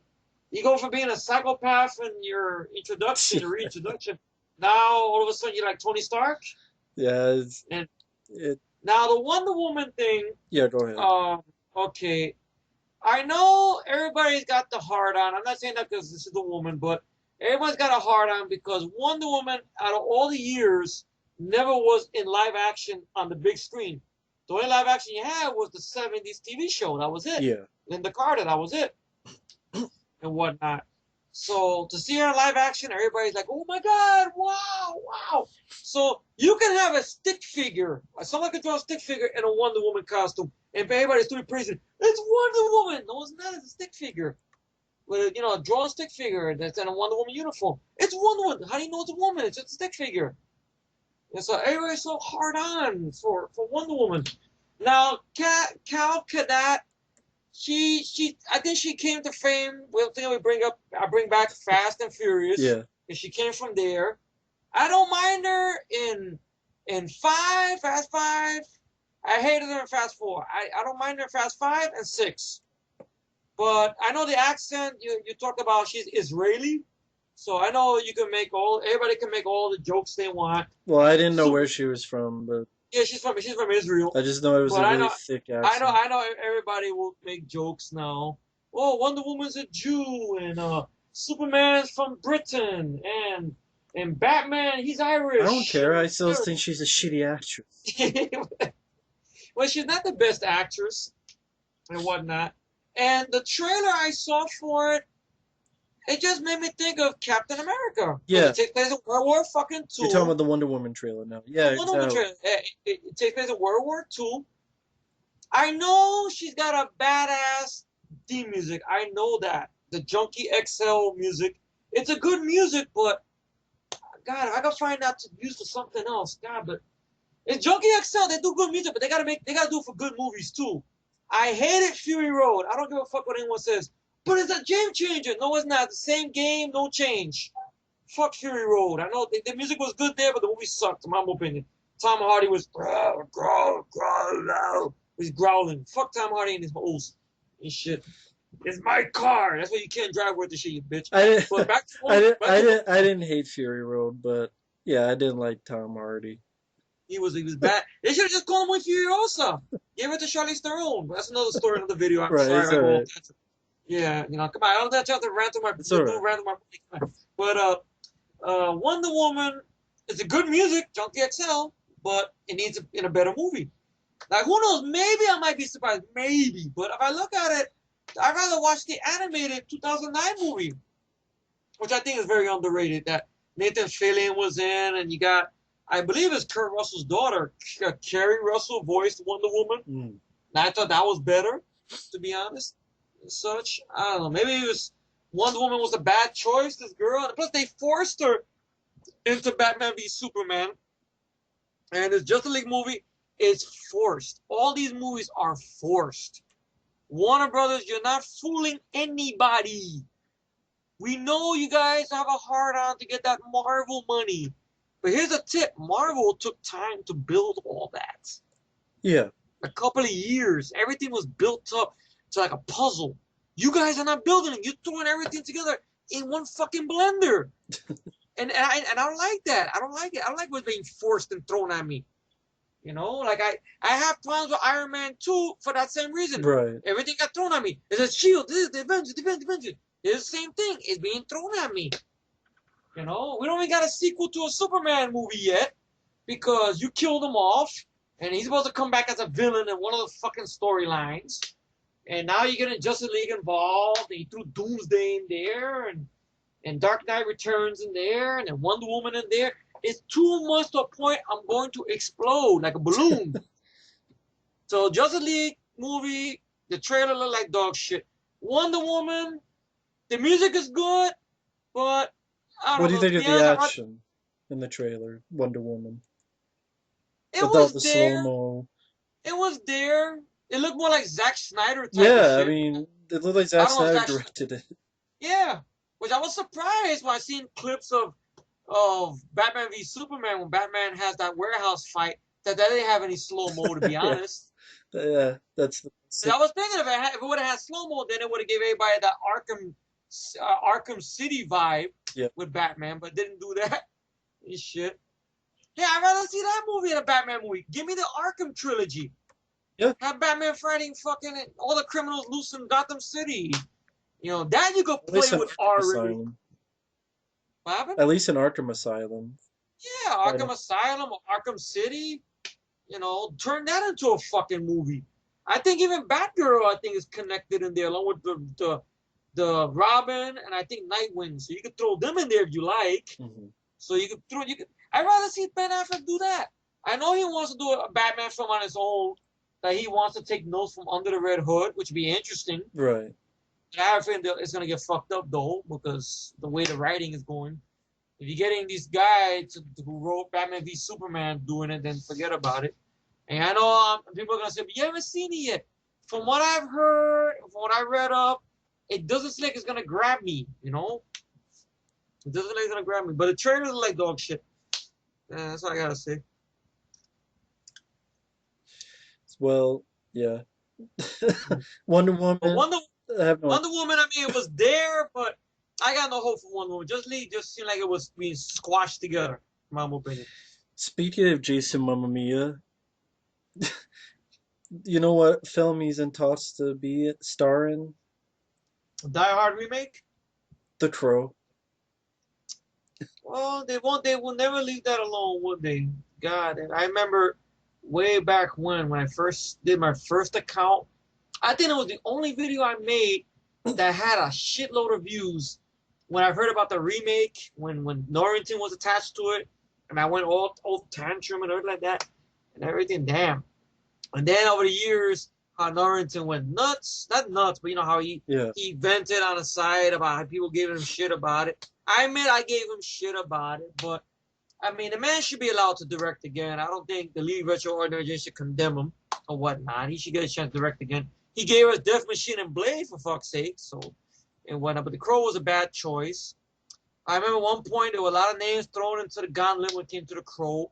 Bradley Cooper was connected to it. Statham was connected to it. I think the last name I heard was Luke Evans, who was the bad guy in Fast 6. He was connected to it, but he got tired of waiting, so he split. So now we got Jason Momoa, who can't act his way out of a hole in the wall or out of a paper fucking bag. If he needs someone to be a strong, like if he's gonna play a slasher character, okay.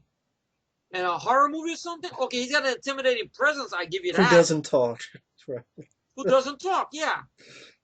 He got an intimidating presence. You can get away with that. But give him dialogue, no. I saw him in that shitty Stallone movie, Bullet to My Groin. I'm sorry, Bullet to the Head. And I felt like I got shot in my groin after seeing that movie, but yeah. He was terrible in that and such. And I don't know. It's just this, like shit. You're not going to duplicate Brandon Lee's film. You're not going to let lightning strike twice. No. They did that with the sequels. If you think about it, they all do overs of the first film. Exactly. They don't do anything different with it. God forbid they did something different with the TV show that Mark Dacascos on, which I know that show gets shit now and it doesn't deserve it. Stairway to Heaven. Right. The first 3 episodes connect to the first film, but then after that, it becomes its own thing, which I really liked it. But that gets shit now. Mm. If you go to any comments, you see clips of it, people are ripping it apart in comments. Huh. Oh, Mark Dacascos, he's a shitty crook. I thought he did his own thing. Lo and behold, I could watch City of Angels, but Vincent Perez didn't cut it. Eric Mabius, he was there. Eddie Furlong was horrible. The movie was horrible. So Eddie Furlong. yeah, it's a shitstorm. And I know they were talking about doing it like a documentary style and greedy. You know what I want to see? A Crow, black and white, real R-rated animated movie. That's what I want to see. Sure. Full blown. That's what I want to see.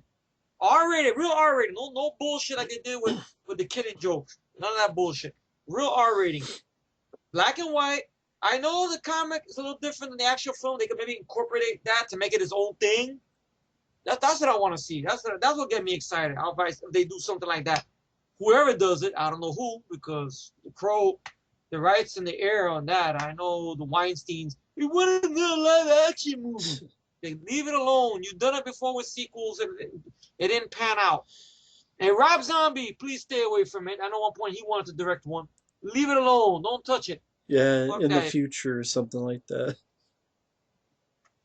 Yeah. I know there was an idea they had for a sequel one time that it was going to be a woman, but it was going to take place during the period of Jack the Ripper. That one of Jack the Ripper's victims comes back through the Crow.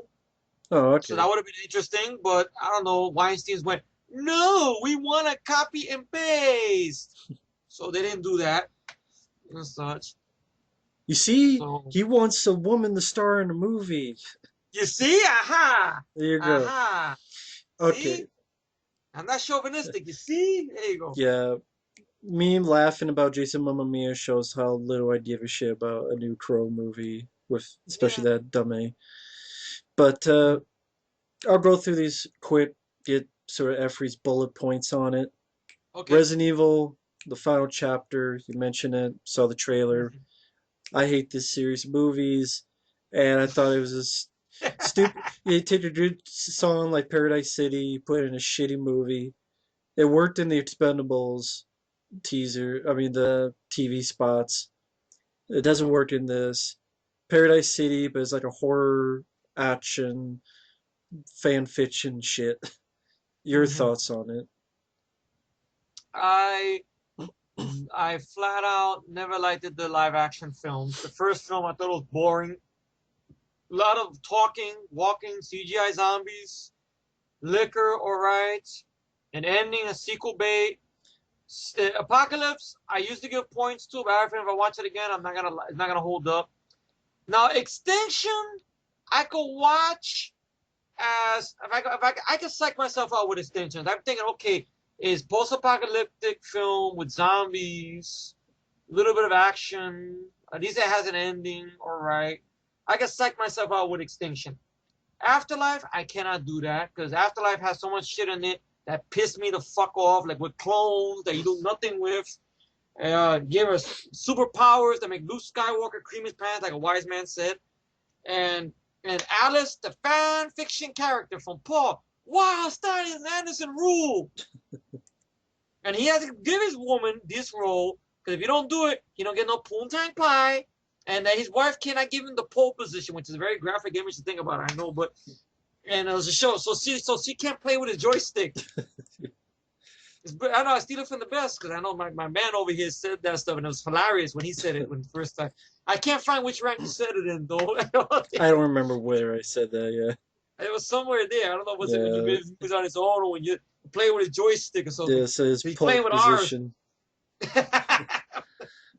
Yeah, but it's bullshit because you got characters from the game. I did play the first game, and I remember playing Resident Evil 3 a lot. And when you see characters from the game in the movie, and they're not given anything to do, like they're pussies. They're about to do something, but no, Alice is the one that got to do it. They're about to do this, but no, Alice is the one that's got to do it. So it's bullshit. Now the last film, Retribution, basically you could just tell Wildstein Anderson he ran out of ideas and he became Bruno Mattei. But I remember, I think Cinema Snob made that joke, and when I seen the film, it made sense because the computer, the Hive, does something to the city, fucking things up, kind of like Skynet, right? And you know the Oh, whole did thing. you mention Afterlife? Afterlife, I was talking about the little bit about Oh, the the quarter clones. shoot Yeah, the course. or the Yeah. clones. Or I gotta go like this quarter shooting shotguns. It's like vegetarian zombies. You know? Yeah, I mean, yeah, they're all shit. And you have Chris Redfield there. He's useless. They suggest to go to this car. The car doesn't fucking work. They go to his room with his ammo. No one takes jack shit. No, they don't. They don't. And this bitch with a quarter shooting shotguns. And then stupid ending and bullshit. And then okay, Retribution is basically Bruno Mattei movie because it's a ripoff of everything right in front. They're getting that attack. You see a bunch of white people with a bunch of suits coming out. I guess they must have came from that movie, The Island. You remember that part where there were a bunch of white people with a suit? Like, where the fuck they came from? Okay, yeah. They're from the island. And a lot of other bullshit. God, it was nice to see Michelle Rodriguez, I know how to talk.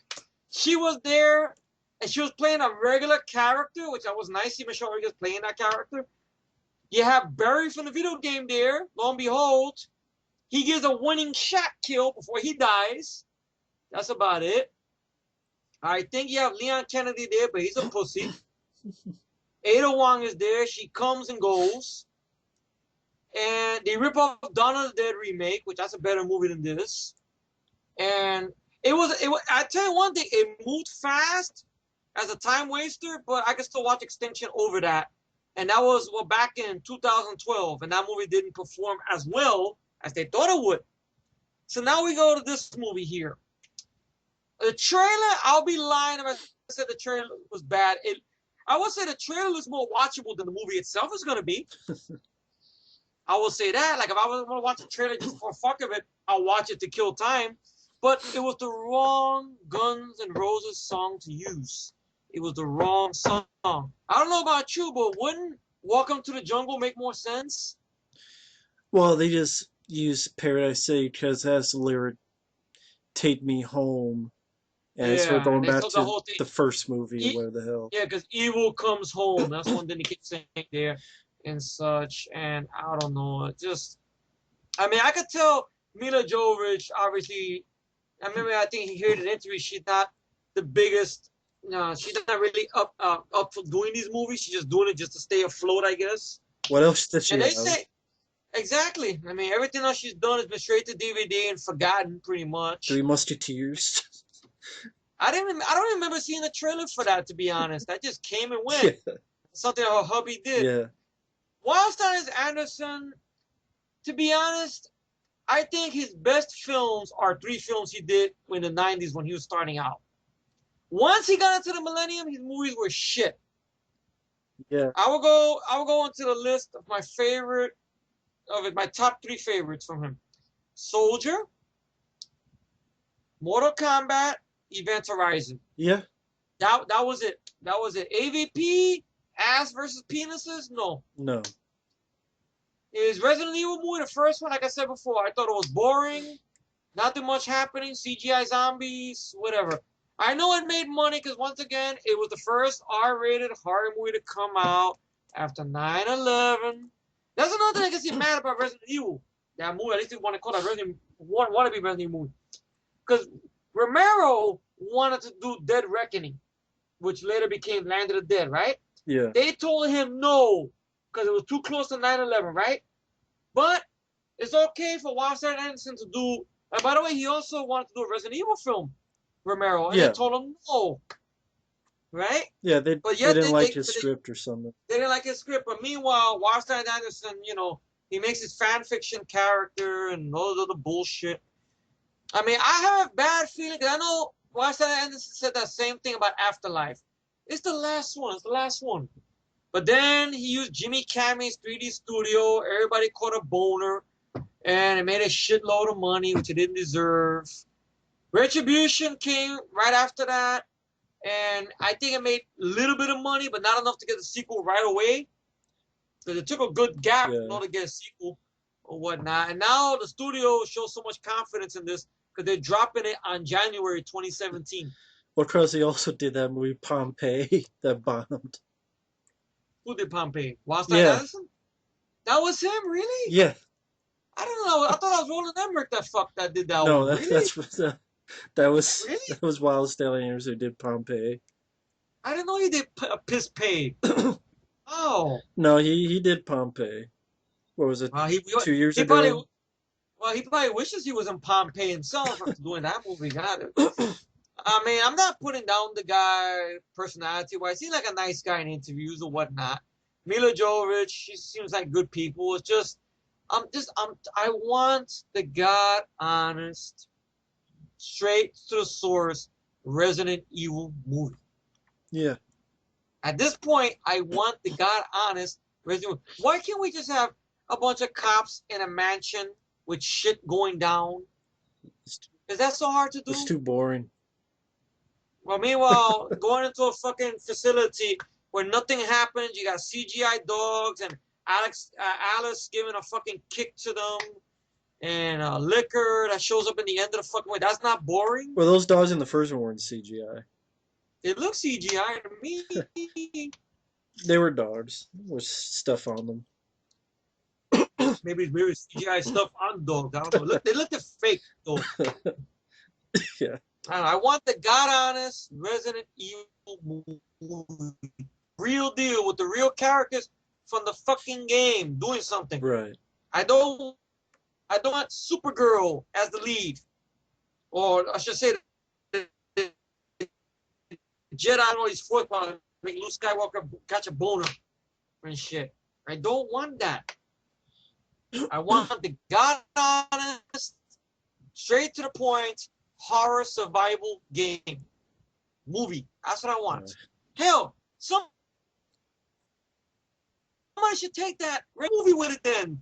Show people how it's done. Fuck it. Show what? That's just me anyway. The trailer, the show, someone should take a survival zombie start like almost like Resident Evil the game. If you think about it, take that same fucking idea, don't call it Resident Evil, and show the people how it's done.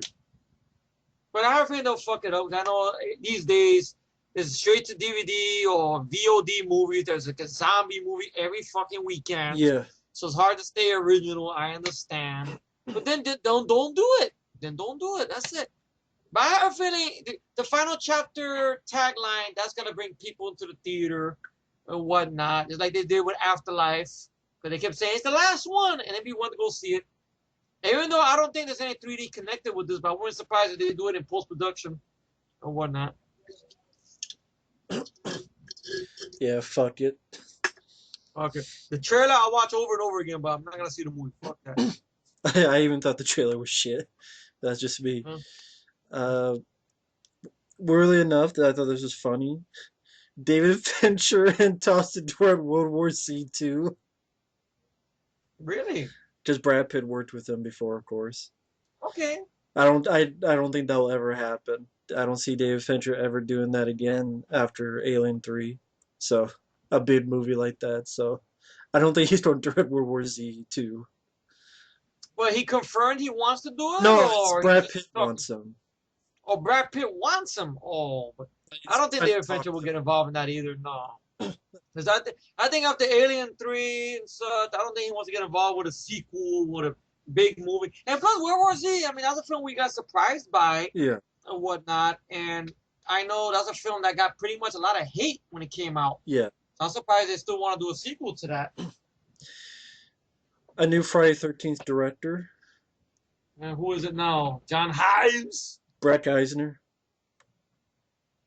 I've never seen his Crazies movie. Have you seen it? Yeah, I liked it for All what it right. was. Do you think he could pull off Friday the 13th, or he'll fuck it up? You think, or it's too big for him? You think? I just think there shouldn't be a movie at all.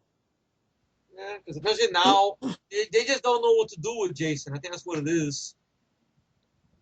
There's all those talks they want to make it take place in the 80s. I mean, I got no problem with that, but I'm thinking, what's the fucking point?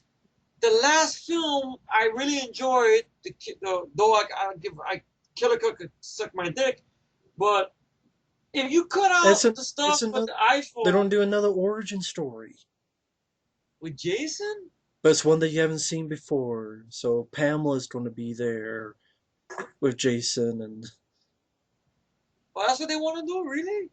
so far, yeah, Oh no! Wasn't there talks of doing a TV show with that? yeah. I heard they dropped it, but who knows if they'll pick it back up again for the Yeah, I guess. CW. Oh god. I don't know. Then right now, I guess that Bates Motel show is getting so much notice. I guess so. They want to try to capitalize on this, but it's just so obvious they're trying to copycat this. Oh You don't God! But need any more. I mean, Friday the 13th. Sorry, but I if you're not mean, going to do it I right, know don't do it. exactly. You're not gonna do it right. Don't do it at all. That's it. Simple as that. Yeah. All they had to do was a sequel to the reboot In the Snow with Yeah. what's that guy's name? Derek Mears. Derek Mears. That's all you had to do. YouTube baked it for very cheap. They don't cost that much money, and they Yeah. fucked up. Yeah. I don't get it. That was such a great idea too. Like I was excited by that. Jason in the snow. Not in any of the Friday films has he ever been. We never seen a full blown winter in Crystal Lake. That would be interesting. Interesting idea, you know.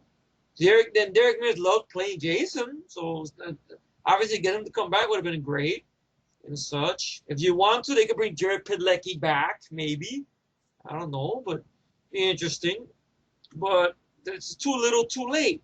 Because they had so many stupid things they wanted to do with Friday 13. They wanted to do found footage, which was a dumb idea. They wanted to make it take place in the 80s, which I break that thing up. What difference does it make? And the reboot, if you cut out the scene with the iPhone, with the guy sing, he listens to 80s music, Yeah, right? Except that one scene with the hot piece of ass girl that fucks that asshole guy.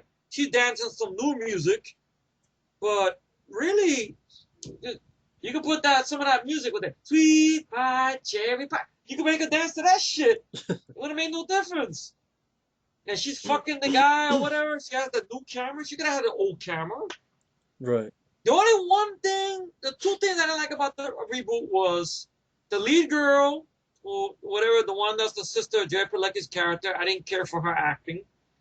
Jason kidnapping people was a stupid idea, in my humble opinion, because Jason will kill you. He's not kidnapping you and whatnot. Even though people say, but he thought that was his sister or his mom because the way she looked, but they didn't specify too much of that in the film. The killer cut, which was bullshit. You can't find the regular R-rated cut nowhere. That sucks. Not even on Blu-ray, I believe. That sucks Right. and everything. And the movie was a hit. It should have got a good special edition, which they didn't bother doing. I think overseas there's something that has features, but I don't know whatnot, which country or how much it's gonna cost and shit or whatnot. Yeah, but Friday 13th, I don't know. Maybe if I see a trailer, I'll think differently about it, but I don't know. Okay, let's see. Next thing, I've talked about this in a previous video, but I never got my friend Efree's opinion on Okay. Blair Witch 3, the Oh, new Blair Witch. fuck Adam Wingard. This other guy who's the writer, Simon, whatever his name is. Oh, fuck them. I mean, I know, Matt, you didn't care much for the film, but I could say The Guest, though it has its problems, I think that's their best movie, to be honest. Because Your Next, I've seen clips of it. I didn't care for Your Next. The clips I saw. The little segments they did in VHS was bullshit. Did not care for their wraparound story or whatnot. As such. But in the trailer I saw, just seemed lame. You know, they were lying to people saying that he was doing a film called In the Woods, and then it finally got revealed it's a Blair Witch 3 and such, and it seems like it's the same movie over again. It just maybe now you might see the Blair Witch, or I have a bad feeling. I'm gonna predict this right now, and it'd be funny if we look back on this video and we start laughing. I have a feeling Heather Donahue is gonna be the Blair Witch. And she's going to be a villain, and she's going to kill everybody. Watch. Mark my words. Why do you say that? He's got that feeling. Got that bad feeling. Bad feeling. Because they always do that if you think about it. They get somebody that comes back into the franchise. They either underuse them, kill them off, or make them a villain. Think about it. Look at Tron Fuckasy. Yeah, granted, technically it's not really Kevin Flynn, but it's his clone or whatever, Clue, and everything like that, right? And Force Awakens, well, you got Luke Skywalker there, he's underused, right? You got God, I wish I could think of more example, but I have a feeling it's gonna be that. Watch. Got a bad feeling. Got a bad feeling. And people will give it praise, watch. They'll go, that's clever. And I'm like, no, it's a cheap shot. I don't like lousy shots. They wasted a character for nothing. Someone should waste that character. You know, and I'm stealing lines from Cobra, I know, but I like that line. But look, it's dog shit. Dog shit. Adam Wingard should be ashamed of himself, really. I mean, it what's funny about it is, it's a film that's very hated now. Why do a sequel to a film that's badly hated? Yeah. That doesn't make no sense.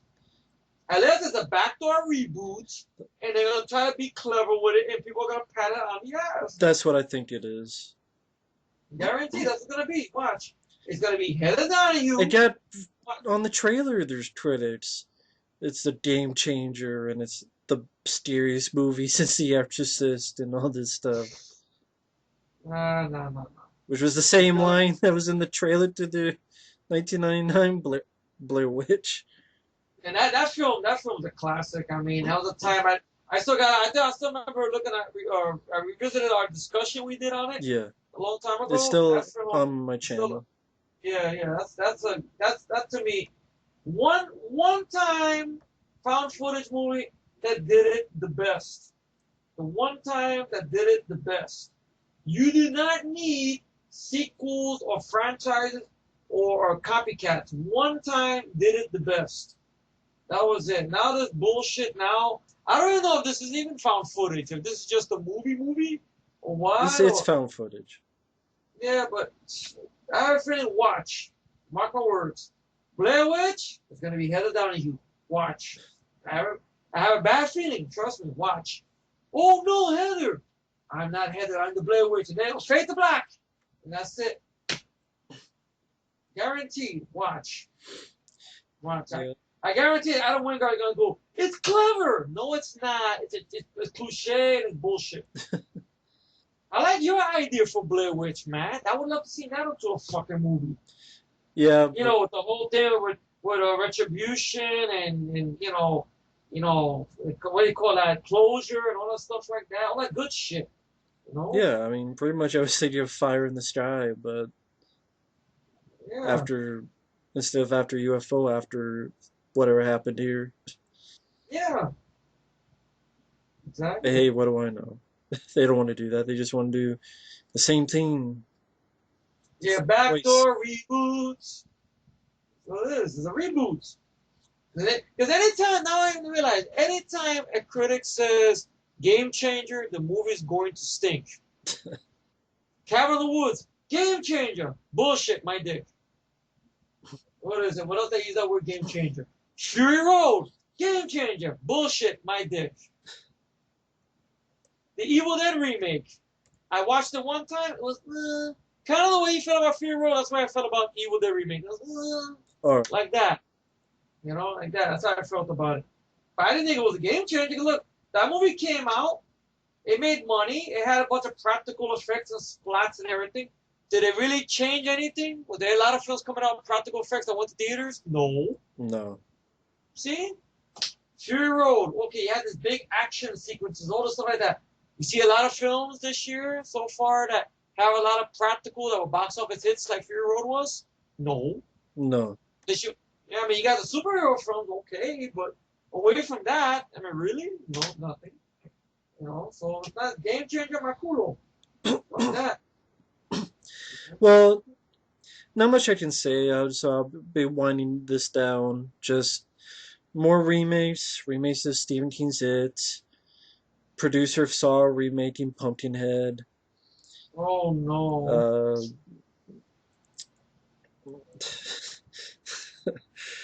Uh, no, just your reaction. Oh no, yeah, yeah. One of the yeah. producers of Saw have the rights to Pumpkinhead. They want to remake it. Jacob's Ladder remaking it. Um, Oh, is that the one that turned into an action film or something? yeah, Oh god. with what's that guy's name? Michael Ealy starring in it. Oh, Michael, I like him as an actor, but I don't know, really. But it made it Oh, sound like it's nothing like it, just the title. Like about two brothers and about if I could find it. oh Yeah. god. I So I guess they just stole the title then. Like it makes a different fucking movie. yeah, I don't get it. Okay. Yeah, producers who are behind the Fright Night remake and the guy who wrote Midnight Meat Train Ah, fucked up from a previous people. draft of the guy who wrote When a Stranger Calls remake. Wow, this sounds like a winner so far. And it's a reboot. It's a modern day paranoid action thriller about two brothers. That's it? But I mean, that's the sort of the thing. It's a modern day paranoid action thriller about two brothers. Wow, that's Jacob's Ladder? And it's directed by the guy who did The Perfect Guy. I never heard of The Perfect It's, Guys. it's I don't another know. film that starred Michael Ealy. Oh, yeah. Oh, God. Uh, It sounds as generic as the Prom Night remakes, to be honest, or again, April Fool's Day a remakes. modern day paranoid action thriller. That sounds like Enemy of the State. Yeah. But yet Well, somehow that's Jacob's Ladder. yes. I just think they just bought the fucking title and whatnot. I don't think these Well, they assholes say who are behind the film, I don't think they even know about, the original film, it's to be it's honest. something more akin to an homage. So yeah, fuck that. But Yeah, some yeah, bullshit. other than that, I got nothing else. I mean, we've been about 2 hours, so that's a lot. But 2 hours, really? I didn't know we were here that it's long. Shit. yeah. Wow. But unless Efree's seen any trailers lately or anything of that nature that you want to mention, or anything movie news that you've heard, or even if it's past week or two or three or I saw the trailer for Rob Zombie's 31. Rob, yeah, 31, which I know was hyped up all to be damned in the beginning of the year because Rob Zombie kept on teasing people on his page and whatnot. And the idea doesn't sound bad. It's just the way he's doing it, like he does everything else. It's like you can have a meter of everything with a Rob Zombie film. Takes place in the 70s. Ding. Oh, you got white trash people in a motorhome. Ding. There's gonna be people that are gonna be overusing the word fuck a billion times. Ding ding. And such and whatever. Unlikable characters. Ding ding ding ding. It's just like very lame. Okay, the idea of a bunch of crazy people in a carnival where are these people trapped in there and they gotta fight their way out of this carnival. It's an interesting idea, but Rob Zombie to do it? No. That's a bad idea. I saw the trailer for that. I thought like shit. Uh, I saw a trailer for a film that came out this year, which looks interesting. From Mark Paul Gosselaar and Bruce Willis. Yeah, it's a pretty lame movie. Really? I thought it was good though. You said Marco Gasol was good. He is, but it's a lame movie. Why is it? Oh, that's too bad. Yeah, it's a, Trailer looked okay though. Yeah, I know Bruce Willis is phoning it in and I whatnot. pretty much saw the Saw the trailer. movie. Oh really? Oh man, that's too bad. Shit. Oh god. Hey, what's the story of that Scott Adkins movie? The one that was advertised. Was it Close Range? I didn't hear nothing about it. I know it got a very low mark on IMDb. Did you hear anything about it? No, I mean I know it's out, Really? but It came and went. Damn. Hard I wonder 32 what the trailer. Oh, yeah, there. But that trailer looked generic. Yeah.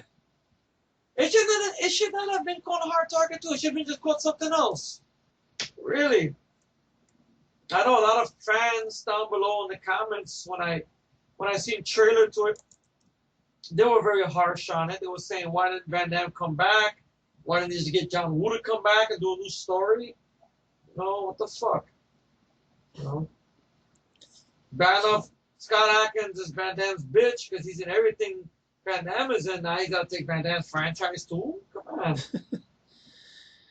But yeah, other than that, I got nothing else.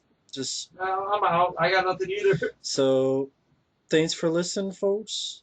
And Thanks for having me over. yeah, Once again. and thank you. And Thank you. Thank you for listening to me, folks. we will talk to you later. Bye bye. Talk to you later. See you. Bye-bye. Ciao.